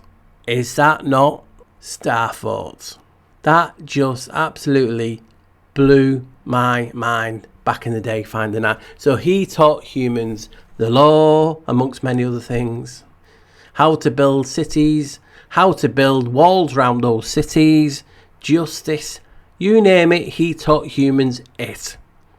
So this is why I'm connecting Janus to the construction of star forts. He taught people how to do this. That to me is a wow. So as you just saw, that could be very subjective. He taught humans to build walls. Doesn't necessarily mean star forts, but hey, if he's that type of figure that showed humans how to wall their cities, is this not star forts? It could be seen as that. So that's what I'm saying. And then we'll have, oh well, it's not the original walls because that was back in the day. But where does this founding come in? You know, so people like to use the information to suit. I'm just putting the information out there to show you, hey, could this be that? And then when you put it in connection with everything else I've showed you, that's when you start going, you may have a point. So this is Janiculum Hill, and you can see, very star forty in shape. That's the map of the walls.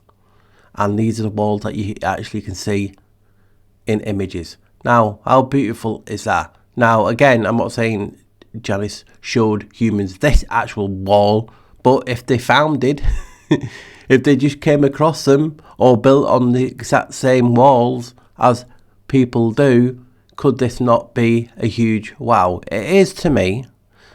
Now, when you start to look at other walls in Rome, you know, Rome has a lot of walls and star fort walls, and that's what blew me away, because before the year 1000, Rome was a fortified city confined with 11 miles of walls. So what was that, Paul? Oh, 11 miles. just 11 miles, Paul. You know, it could be any other number. And by the late 3rd century, Rome was supplied by 11 state-funded aqueducts spanning over 500 years. Yes.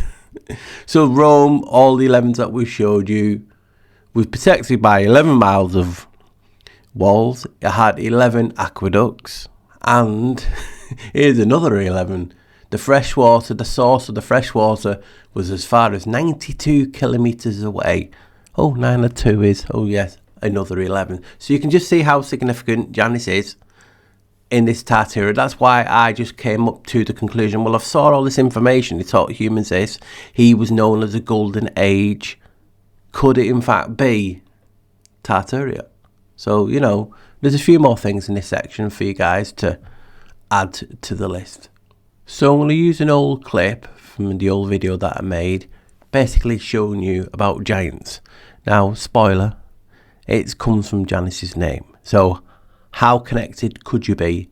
And Janus was even a giant. Now, yes, the information in this video, even from the beginning, is sometimes contradictory. One person is saying this, one person is saying that. But that is the whole point. You just Google or search engine Janus, you get told the basics all the time. You have to delve and you find all these information on the topic. That's why, to me, is a wow. And it's like, why do people not research it? We're looking into mud flood and Tartaria, and they always mention giants and giant doors. But who's the god of doors? Who was a giant? So that's why I find it really intriguing. Here's that clip now. So this is the Genoa Cathedral. Now, if you want to watch more on Genoa, here's a video I did a while ago. Please check it. You'll enjoy it. It's called the Genoa Conundrum. Now, what we're looking at is the cathedral. Now, this is in the cathedral. This is what always makes me go, wow. In the cathedral, there is an inscription that says, Janus primus rex Italiae de progeny gigantum qui ferdundavit Genoum tempori Hebraei. Now, obviously, we all can obviously understand that. So it means Janus, the first king of Italy, the progeny of giants who founded Genoa in the days of Abraham. Also, the city's current name derives from the Latin word meaning knee, Genua, plural Genua, but according to other theories, could derive from Janus because Genoa, like the god, has two faces. The knee. Remember the knee? We had that ritual a few years ago. Genoa tied to Janus, the god, what can I say? When people laugh and joke that everything ties back to Janus and the entity, I ain't joking. So, you've just saw me show you that old clip where Janus is being told to be a giant. And then we have this theory that there was, well, it's modern theory because, you know, it's something I truly believe in anyway, there was a race of giants. But when we're talking about did giants build these structures, were these doors because people were giants? Well, Janus is a giant. He is a god of doors, portals, and so much more. Why is this not talked about in the community? Why is this question left out? Would it not enhance when you're trying to, you know, show people this evidence, you know, to bring them into the fold type of thing? Hey, saw these giant doors. Well, yeah, the god was a giant, and he was a god of doors and portals. Wow, yes, I can see that now. So why is this left out? And this next bit was passed on by someone who watches the channel, so I want to thank you for that many years ago. So we're talking about giants. Let's look at the word giant. Giant. Giant. Well, in the English language, not solely, but a lot of times, the letter T is used in the past tense. So obviously if there's no giants here, a letter T could be put on the end. You know, giants in the past tense. So, did you know a derivative of Janus, basically in English and other languages, is, especially Italian, is Gian. Gian, and I think it's John in Italian. Well, Gian, put the T on the end of Gian. What do you get? Oh yes, giant. And you can see references through the ages of the word John being linked to giants. You've only got to look at Robin Hood. Little John, because he was a giant. I think you have a grocers in the States, a few shops called Big John. Wrestlers, Big John Stud, and things like this. So you can see the reference of even the name giant derives from Janus. Oh my God, wow. Why is this not used? All this intrigue and all these questions is what's got me excited over this topic for many years. So another topic that goes in hand with Tartar is the mud flood connection. Talk about mud flood, how there was a big massive flood that reset and wiped the giants out over and over. So how is that connected to Janus? Well, Janus goes by another name, as I've mentioned through the video, Noah. So is it the same Noah? Who knows, but they were both known as the first shipbuilder. So here's me and my old video talking about the mud flood connection and Noah. But I'm going to start with this because obviously I talked about Genoa before. So Noah gave Ham 3 years to amend his ways. When he saw no change in his son, he took action and drove him away from Italy and took over the reins of government himself. Then for the remaining more than 8 decades of his life, Noah himself reigned in Italy. Can we know where Noah lived in Italy for these many decades?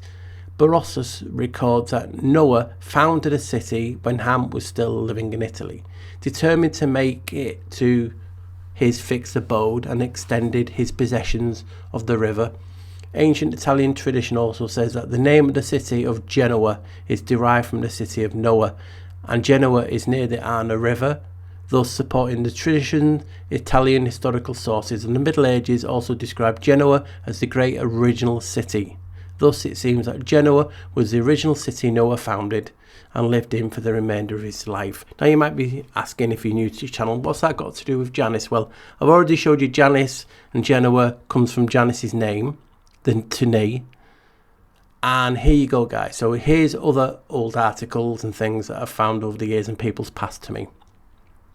So it's highlighted, but I'll read it all so you can understand it. Basically, he made flattering observations about the Spanish sponsors. The Borgia coat of arms featured a heraldic bull. Originally it had been an ox, but the ambitious Rodrigo restored the beast's lost masculinity when he became a cardinal.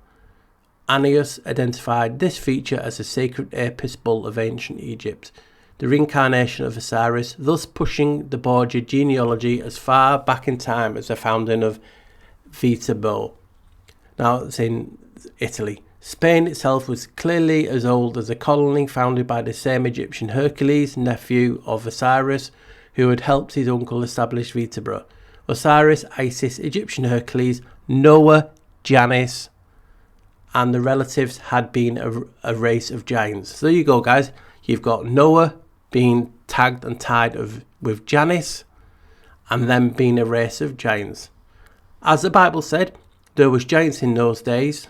In Viterbo and Rome, Janus and his ideas captured people's imagination so thoroughly that we can still see the effects today. The city seal of Viterbo still uses the 4 secret letters, FAVL, by which he had identified in early separate settlements, Fanum, Arbanum, Vetulonia and Longlula. In Rome, the Borgia apartments, Pope Alexander living quarters, still glitter with the paintings Bernardo Pincinici executed between 1492 and 1494. Alexander's successor Julius II loved his predecessor, but he put equal faith in the tales of Janus and Noah, his favourite theologian. The Augustine friar Egdigdio Anatoni was another native of Viterbo, an enthusiastic follower of Annius. Michelangelo's Sistine Chapel ceiling begins in great chronicle of human salvation with the creation of the universe, and ends with the 3 stories about Noah, the landing of the ark, who's the god of arches, the drunkenness of Noah and his sacrifice of thanksgiving, the precursors, according to Annius, of the church, the sacramental wine and mass. I'm not putting in this video about the connection of Janus with the Vatican. That's in other videos that I've made, but it's just showing you the connection. So, Noah, Italy and the Sea Peoples. In his original Della Lingua Fiorentina, originally published in 1549, Pier Francesca Giambolari makes an astonishing claim that language of Dante takes its origin from Hebrew, brought to Italy by the Noah, the inventor of wine, who was known as Janus. Here's an image, an engraving, an old one of Janus. What has he got in his hand? But his key, and what else? Oh yes, wine. So you can just see the link there. So everyone is telling you that Noah went by the name Janus. Whether it's a different Janus, this Janus, it doesn't matter. This is showing you the connection in 4 or 5 points, and a few others I've thrown in just for good measure, is showing you the importance of Janus and how it's interwoven with this reality, and why when you look at your favourite Tartaria or Mudflood channels, why do they not put this stuff in with us? Because it's only going to enhance, because it's so deep rooted that Janus, Noah, I mean, you just got to look at the people who, the association that's in charge of the space and the sea. They're called Noah, Noaa. I've done breakdowns on that before. It's just crazy that good researchers who are doing these topics on Tartarian Mudflood refuse or don't know that Janus is connected through this with the cult or the culture of Janus. Number 11, Janus and some extra cool stuff. That was my intro voice. So guys, what you're going to see now is just a section where I had that much, I couldn't pick a number 11, so I want to cram a few cool, interesting things that's linked to Janus to make you hopefully go, you know what, I'm going to research this for myself and let's see what I can find. So we'll start off with just some of the names that the entity behind Janus goes by, and then I'll come back because I have to reintroduce something and you'll understand why. Now, the first king of Sumeria was also the first god of Sumeria. He was a deified king named Ia, and he was known as Lord of the Flood, which equates to 11 in Gematria, or Lord of the Deep Waters. The name Ia served as the basis of all god names, and obviously it goes through the god names that I'm just talking about, with the Ianos, Uranus, Uranos, Janos, Allah, Yahweh, Yahweh. So you can see the significance of this. Well, guess what? The Greek numerals for 11 is IA, which is number 11. So, like we always say, and I say, how many times can you say something is a coincidence? The so-called saying is that the universe doesn't make mistakes. It's not a coincidence. But look at it, archway, doorway, and God. So you just saw that clip that shows one of its oldest names is IA. Obviously, you're thinking AI, like we all do. So it's intriguing, that, isn't it? So when we carry on, in an old video, I looked at cymatics, and the video was cymatics is key. Now, the word CY from cymatics can trace itself back to CIA, TIA, and IA. So, yes, it's intriguing because it's sound, it's frequency. And we're told that if you want to find the secrets of the universe, think in terms of energy, frequency, and vibration. Janus is that. Remember, you saw him saying he is the beginning. You said you've heard him say, I'm chaos, I am matter, I am light, I am dark, I am everything that you see. I was the primordial chaos. I am the thing that's in between. You saw it all in this video. So you can't hide away from the fact. And in Roman mythology, Janus is recognised as a god of beginnings, gates, transitions, time, duality, doorways and endings, while not traditionally described in ancient texts as energy, vibration and frequency, modern concepts. He is the deity of motion and change, embodying the transitions between states. So is that not energy, vibration and frequency, especially when you tie into the other things that I've mentioned in the video so far? Can you see why I get excited? And you've got to be thinking, why is no one else talking about this? And that's what sometimes I've been like over the years. Am I making this all up? But 99% of this stuff is out there. I've not made it. I've not come up with it. I've not theorised on it. All this information is out there. I mean, just look at the Janus reactor, the Argonne National Laboratory, operational from 1964, was the world's first nuclear reactor designed specifically for biological research. It was utilised to study the effects of neutron radiation on biological systems. That's what they say. So you can see my point. Why is not many people talking about this? He is energy, vibration and frequency. Well, that is everything, isn't it? So you may or may not be aware, depending on how long you've been watching the channel. I theorise that we are in a cave, in a chamber. From the etymology of celestial, I broke it down. NASA could be traced back to a cave. They train in caves. There's loads of evidence for it. And when I was making this video, I was just looking at some of the things, and this is what one of them it came up with.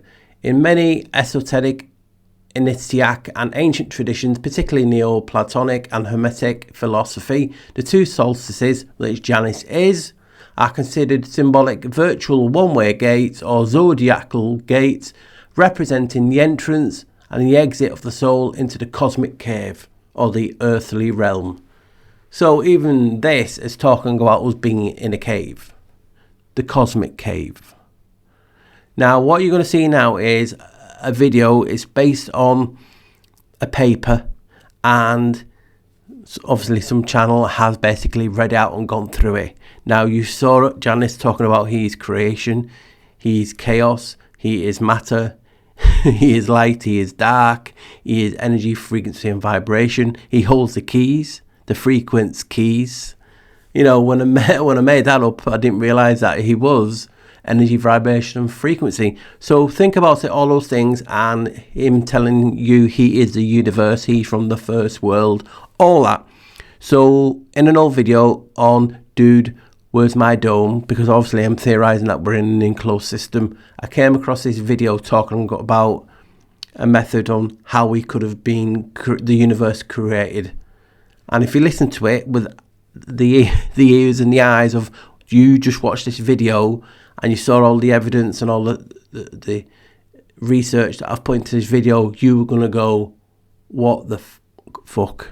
Literally, you will go that, because it's talking about it without talking about it, how important Janus is. So here's that clip. All right, what if the tiniest particles in the universe weren't just, well, building blocks? What if they were the first step in a huge cosmic chain reaction that leads straight to, you guessed it, human consciousness? Today, we're going to unpack a single, really ambitious research paper that suggests exactly that. It's a pretty radical theory that tries to connect everything from neutrinos all the way to our own minds. So let's dive right in and see just how deep this rabbit hole goes. So yeah, that's the big question right there. Just think about it for a second. The idea that literally everything, we're talking stars, planets, even our own thoughts, could all come from the exact same simple step-by-step sequence. It's a pretty wild concept, isn't it? So you gotta ask, where do you even start with a theory this huge? Well, according to this paper, the whole universe is built from just 3, let's call them primal ingredients. You can think of it like the ultimate cosmic recipe. So let's take a look and see what's in the pantry. Okay, first up, ingredient number 1, the neutrino. Now, in this model, this tiny, almost weightless particle isn't just some background noise. No, it's the spark that kicks the whole thing off. And the key here is something called handedness, or chirality if you want to get technical. It basically means they come in left and right-handed pairs. And the entire theory really hangs on this idea that these pairs are the very first step in this whole cosmic chain reaction. Next in our recipe is a hypothetical particle called the axion, and its job in this whole setup is super specific. Its one and only purpose is to find those neutrino pairs we just talked about and entangle with them. It's basically the cosmic glue, the thing that connects that first link of the chain to whatever comes next. And our third and final ingredient is the void. But hold on, don't think of it as just empty, dead space. Not at all. In this theory, the void is actually a creative medium. It's more like a fertile field or a painter's canvas, giving all the raw material and potential that the neutrino and axion need to start building the physical world. All right, so we've got our 3 ingredients: neutrino, axion, and the void. Now this is where it gets really interesting. The next part of the theory is all about how they come together to actually build the physical world. We're talking about going from these abstract little particles to the very fabric of reality. And here it is, the proposed sequence. It's like a domino effect, really. 1, the neutrino starts it off. 2, it interacts with the axion. 3, this happens within the void. And 4, the result is the very first form of physical stuff, 2D matter. According to the paper, this simple 4-step process is basically the blueprint for, well, everything. But it doesn't stop there. The theory actually splits this 2D matter into 2 different types. You've got cosmic matter, which is like the main primary layer of reality. And then, supporting that from below, you have geomatter. This stuff is formed from neutrinos that actually come from inside the Earth. Graphene is a good example to think of here. So together, they create this foundational 2-layer sheet for the entire universe. Okay, so now we've got these 2 layers of matter just sitting there. The big question is, what organizes them? What keeps them in order? Well, the paper proposes a force called cymatics. You might have heard of it. It's the idea that sound and vibration can actually create physical patterns. And in this theory, that's exactly what it does. It acts as the great organizer, structuring those 2 layers and, get this, paving the way for life to begin. And this quote from the paper really nails down the role of cymatics. It's not just some passive background hum. It's actively maintaining the structure of those first 2 layers, and at the exact same time, it's creating something totally new, 2D biomatter. You can really think of it as the engine that's driving creation forward. All right, so the physical stage is set. We have matter, we have biomatter. Now the hypothesis takes its biggest, most audacious leap yet. We're moving from the creation of stuff to the emergence of mind. Yeah, we're talking about one of the biggest mysteries in all of science, consciousness itself. So how does the paper explain consciousness? Well, it proposes its very own fundamental particle for it. It's called the psychon, and it's supposedly the smallest possible unit of awareness. But here's the thing, these psychons don't just float around in a vacuum. Nope, they operate inside a special environment, which the paper calls a biofine structured medium. And that's basically a fancy way of saying it's a network built from that biomatter we just talked about. Okay, let's take a quick inventory. We've got matter, we've got biology, and we even have a potential particle for consciousness. But what keeps this whole incredibly complex machine from just, flying apart? The theory's answer is pretty mind-bending, a super sophisticated 5-dimensional control system. Exactly. That's the million-dollar question. Who or what is conducting this cosmic orchestra? Well, to answer that, the paper introduces 2 more theoretical particles that basically act as the gatekeepers of reality. The first one is called the Janus particle, and it's perfectly named, actually, after the two-faced Roman god of gates and doorways, because its proposed job is, well, exactly that. It's supposed to be a cosmic gate, one that can open and close to control the flow of energy through this whole system. So, if the Janus particle is the gate, you have to ask, what's flowing through it? According to this theory, it streams of another proposed particle called the Filfo. So it's a perfect analogy. The Janus particle is the gate, and the Filfo particle is the river of energy, light, sound, vibration, that flows right through it, carrying all the essential forces of the system. So what happens when you combine all this physical matter with that controlled stream of energy flowing through the Janus gate? Well, this is where the theory lands on its most provocative idea, 5D DNA. Now, we're not talking about the biological DNA you learned about in school.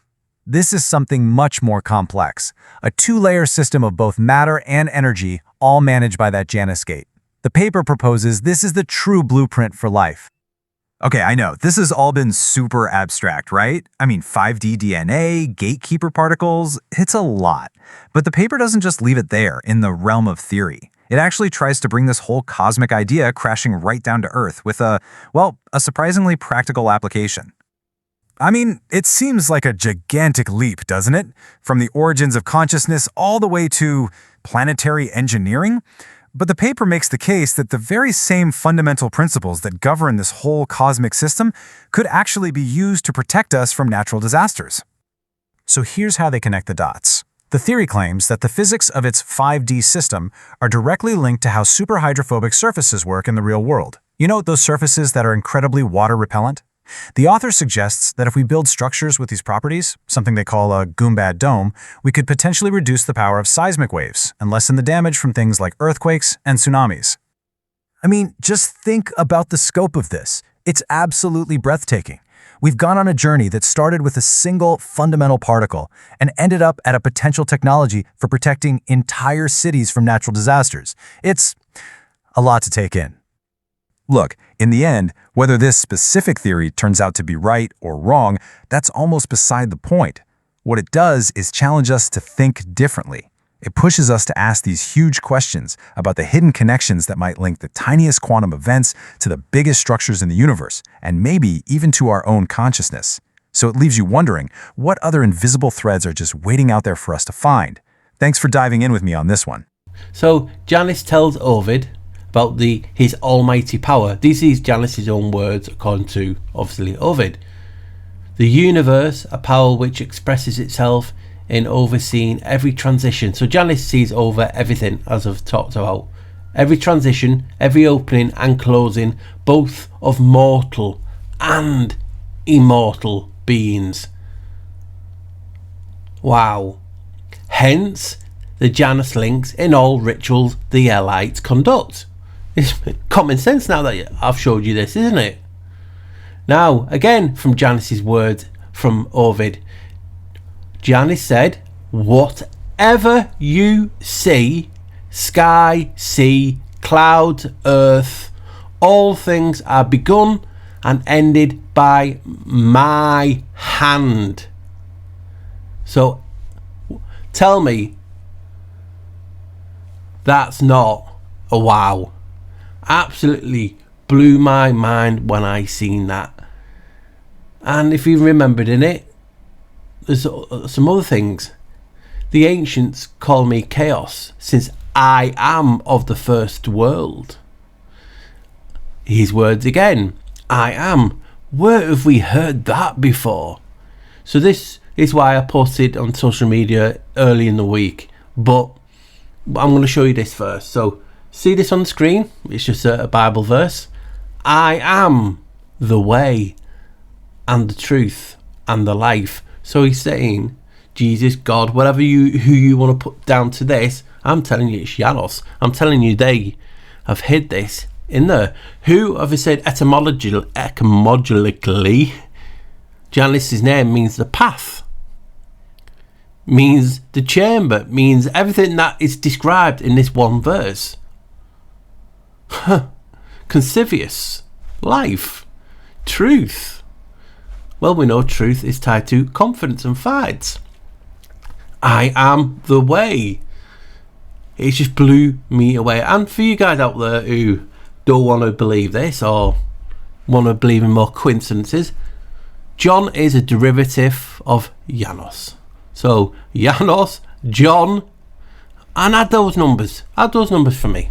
1 had 4, it's 5. 5 had 6 is, oh wait, 11. So not only have I showed you this is Janus's words from Ovid, you can see on the screen, they're telling you, I am the way, I am the truth, and the life. John, Janus, and his numbers add to 11. I got the goosebumps. And I've seen that verse many, many times and included it many times in videos. But when you start putting etymologically, the spell etymology of Janus's name, path, truth, life, consivious, I am. Remember, Janus's oldest name that I have found is I am. Now in midweek on social media, I was just basically, and this is not to be taken as fact, this is just me doodling. So I is Janus's oldest name, AI, some can also say, adds to number 11 in Greek also. So put IA on the screen, and the old letter that they used to use for water, waves and energy or anything moving was the symbol that you're seeing now.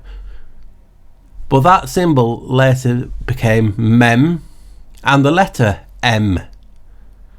So you can see when Janus's name, the movement, the transition, I am the way, is moving with the wave, with the water, became later in life I am. And I just thought, isn't that uncanny? Because I'm doing this video about Janus, and obviously I knew about this I am the way and the truth and the life, John 14.6, the verse, and his name IA in moving with the waves could have become I am.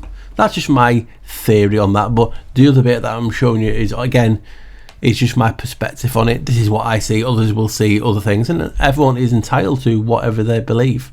But people are automatically under the assumption that Janus is bad.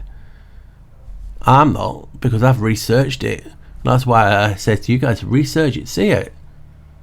You'll find for yourself. But that just blew my mind. And while we're talking about this, let's not forget about the other John, Janus's verse, John 10:1-10, obviously more 11s. But the significance of I am, with which we've just covered, but I am the door. Tell me, how do people not associate and see this now with Janus? I've been talking about I am the door for years, but now he's starting putting everything together like I'm doing in this video that maybe I've not covered about spell etymology why of Janus being I am, and obviously the path, chaos, everything that I'm going to talk about and have talked about, and you see verses like this. Tell me, is that not so far in your face, it's coming out the back of your skull, it's being smacked through that fast? It's just wow. So you can see the irony that all the things that you've watched in this video about Janus being universe, creation, consivious, everything that you see is by his hand. Then you go and see that. Now that is just so-called science talking about a new theory. Now tell me if not all of that basically fits what you saw in the video today. So my friends, my flockers, my guys, I want to finish this bit.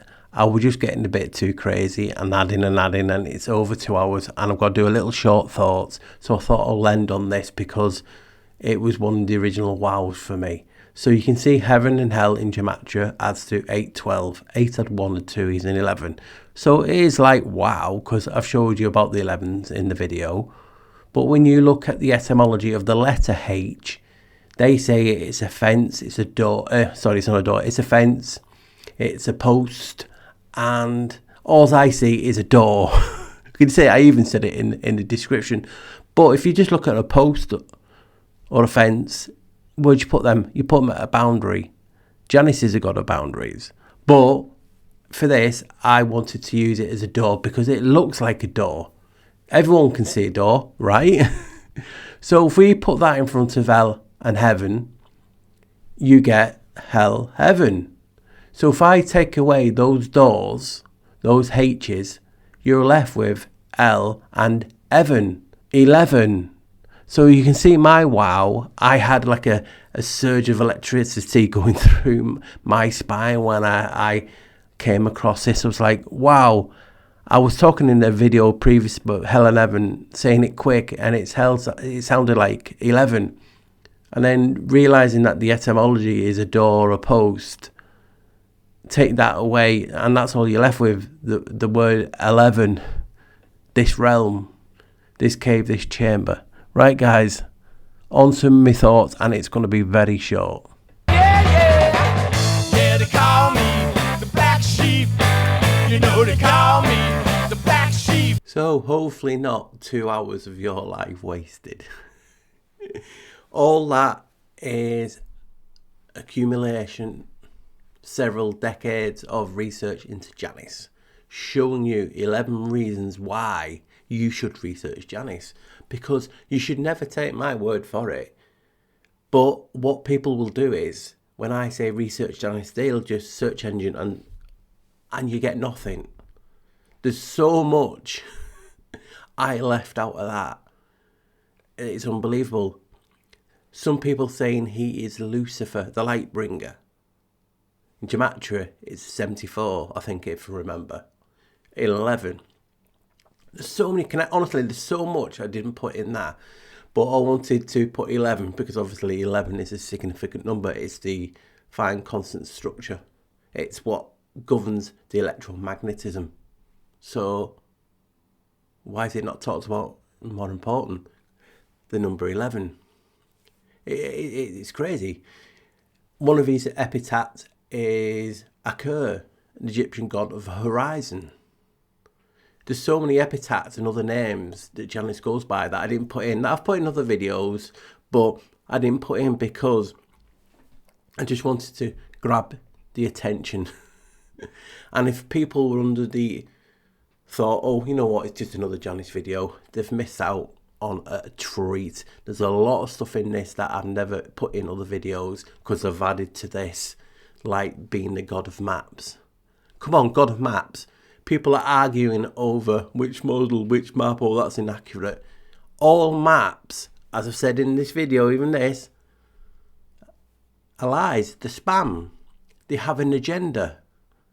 So people need to realise you're fighting amongst yourself, and that's what they want. Yes, you don't have to go along with this theory or an idea, but respect everyone's perspective, because it's unique and different to each one of us. I see all this. 99% of you guys won't have seen it. You'd have seen stuff I'd have missed over the years, because it happens. We can't have egotistical to know that we know everything. We don't. I know nothing. Beyond nothing. And that's why we need each other. To plant the seeds. To show us the way. More eyes reveals more of the picture. That's common sense. But you don't get it. People stick behind the ethos. Because the people be like this, typing away. Oh, it's flat. Oh, it's concave. They can't think because they've been programmed.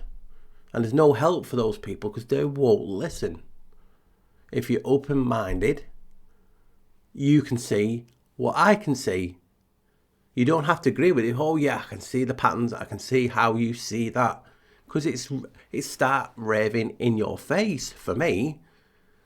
And it's all been hidden. And that is the irony for a god that has two faces. But that's just his Bifron stage. He's had three. The Trinitarian stage. He then had his four faces.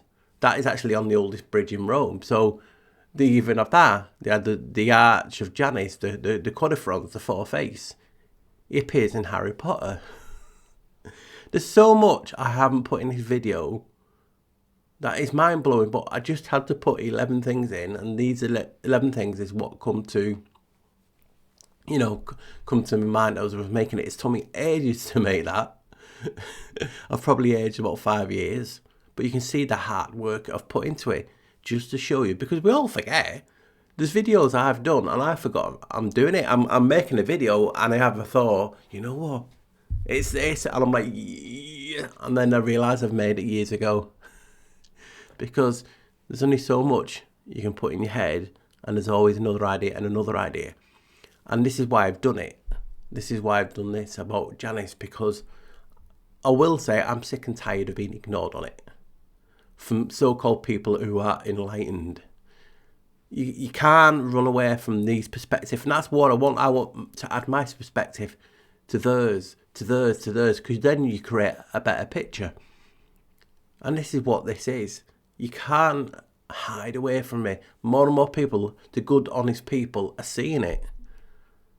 And they're like, whoa. So this is what this video is about. It's like, hey, did you know? Did you know?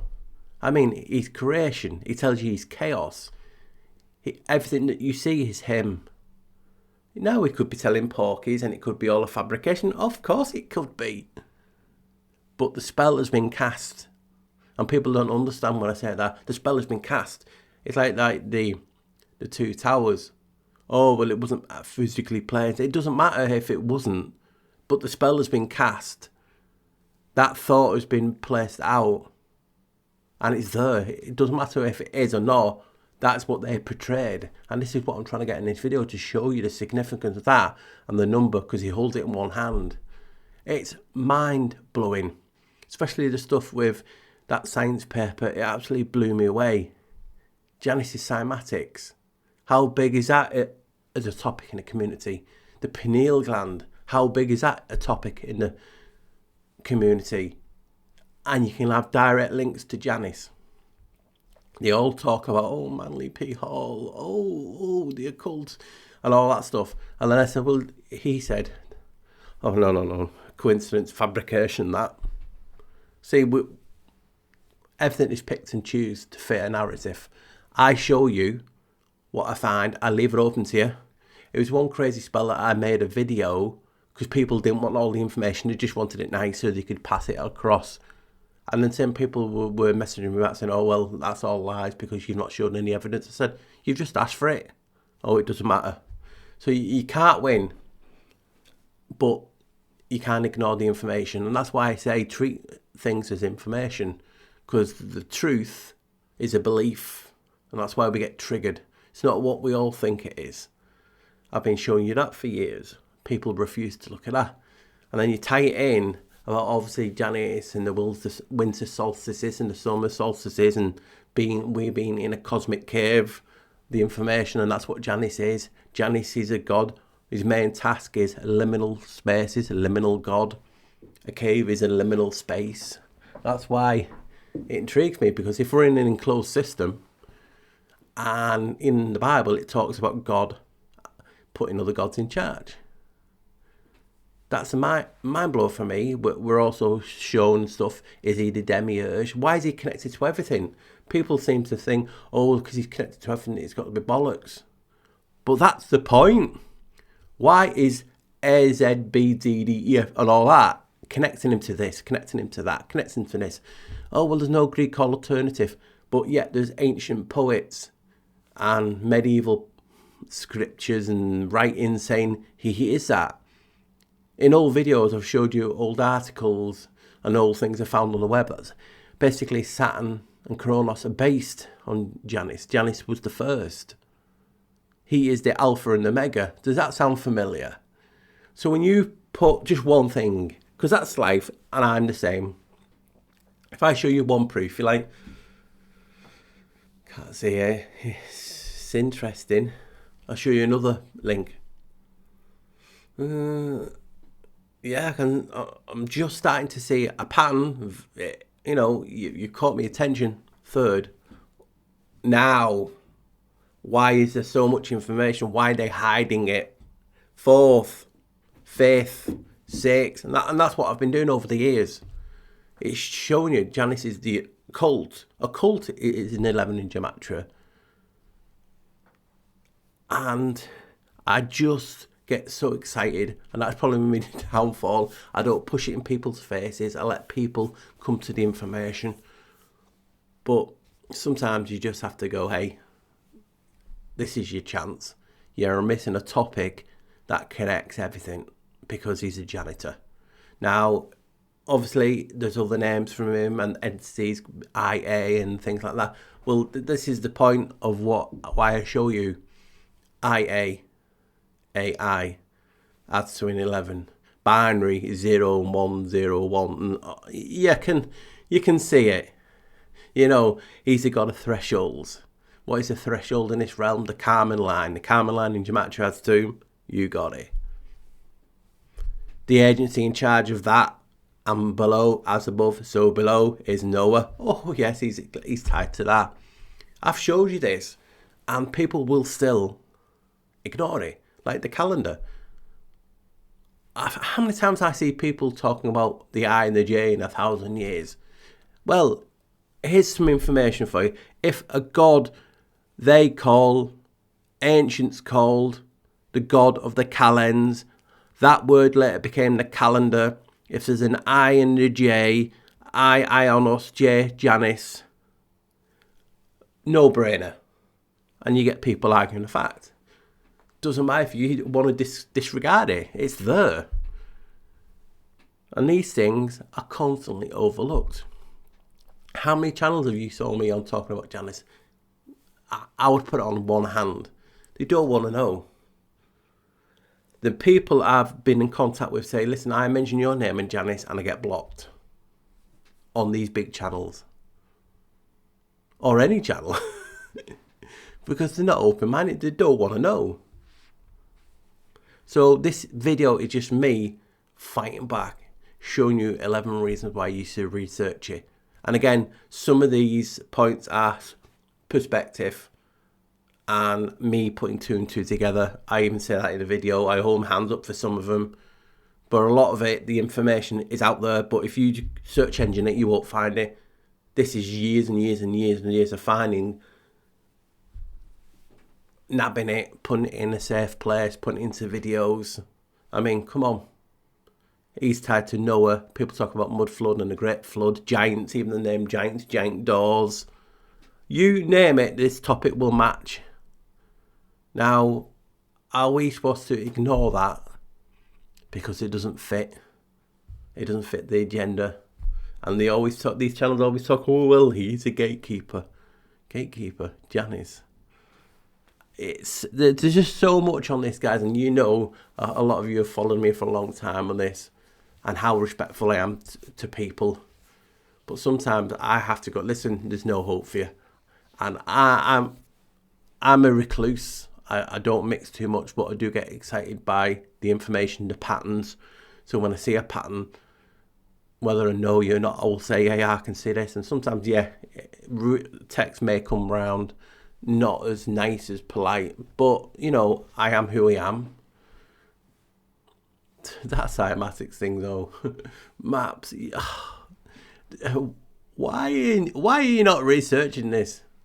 It's beyond me, because you're going to put more and more connections to, and like I said, I had to miss a lot of things out that I didn't put in, like the door knob rituals, you know, the ritual sacrifices of celebs hanging from doors, the door,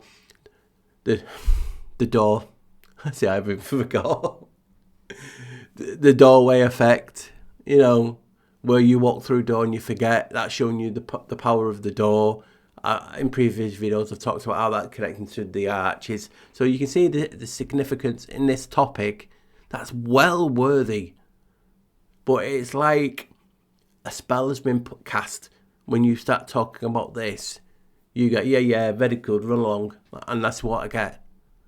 They don't want to know because it fits so well into a lot of theories, and I've proved it today. So guys, I want to really truly appreciate you giving me time for this video, because I know it was long and some of you will have fallen asleep. Yay, thank you. I come along for those insomniacs. Thank Janus. Thank the black sheep. So I appreciate your help. You're watching it. Much love. And if you want to help the channel, you want to appreciate the hard work, you can always buy me a bar, which is buy me a coffee. The link will be there on the QR screen or a link in the description. All helps, truly appreciate it. It helps to keep the lights on. And I'll see you next time, whatever I come up with. But yeah, that is a lot of information to take on board.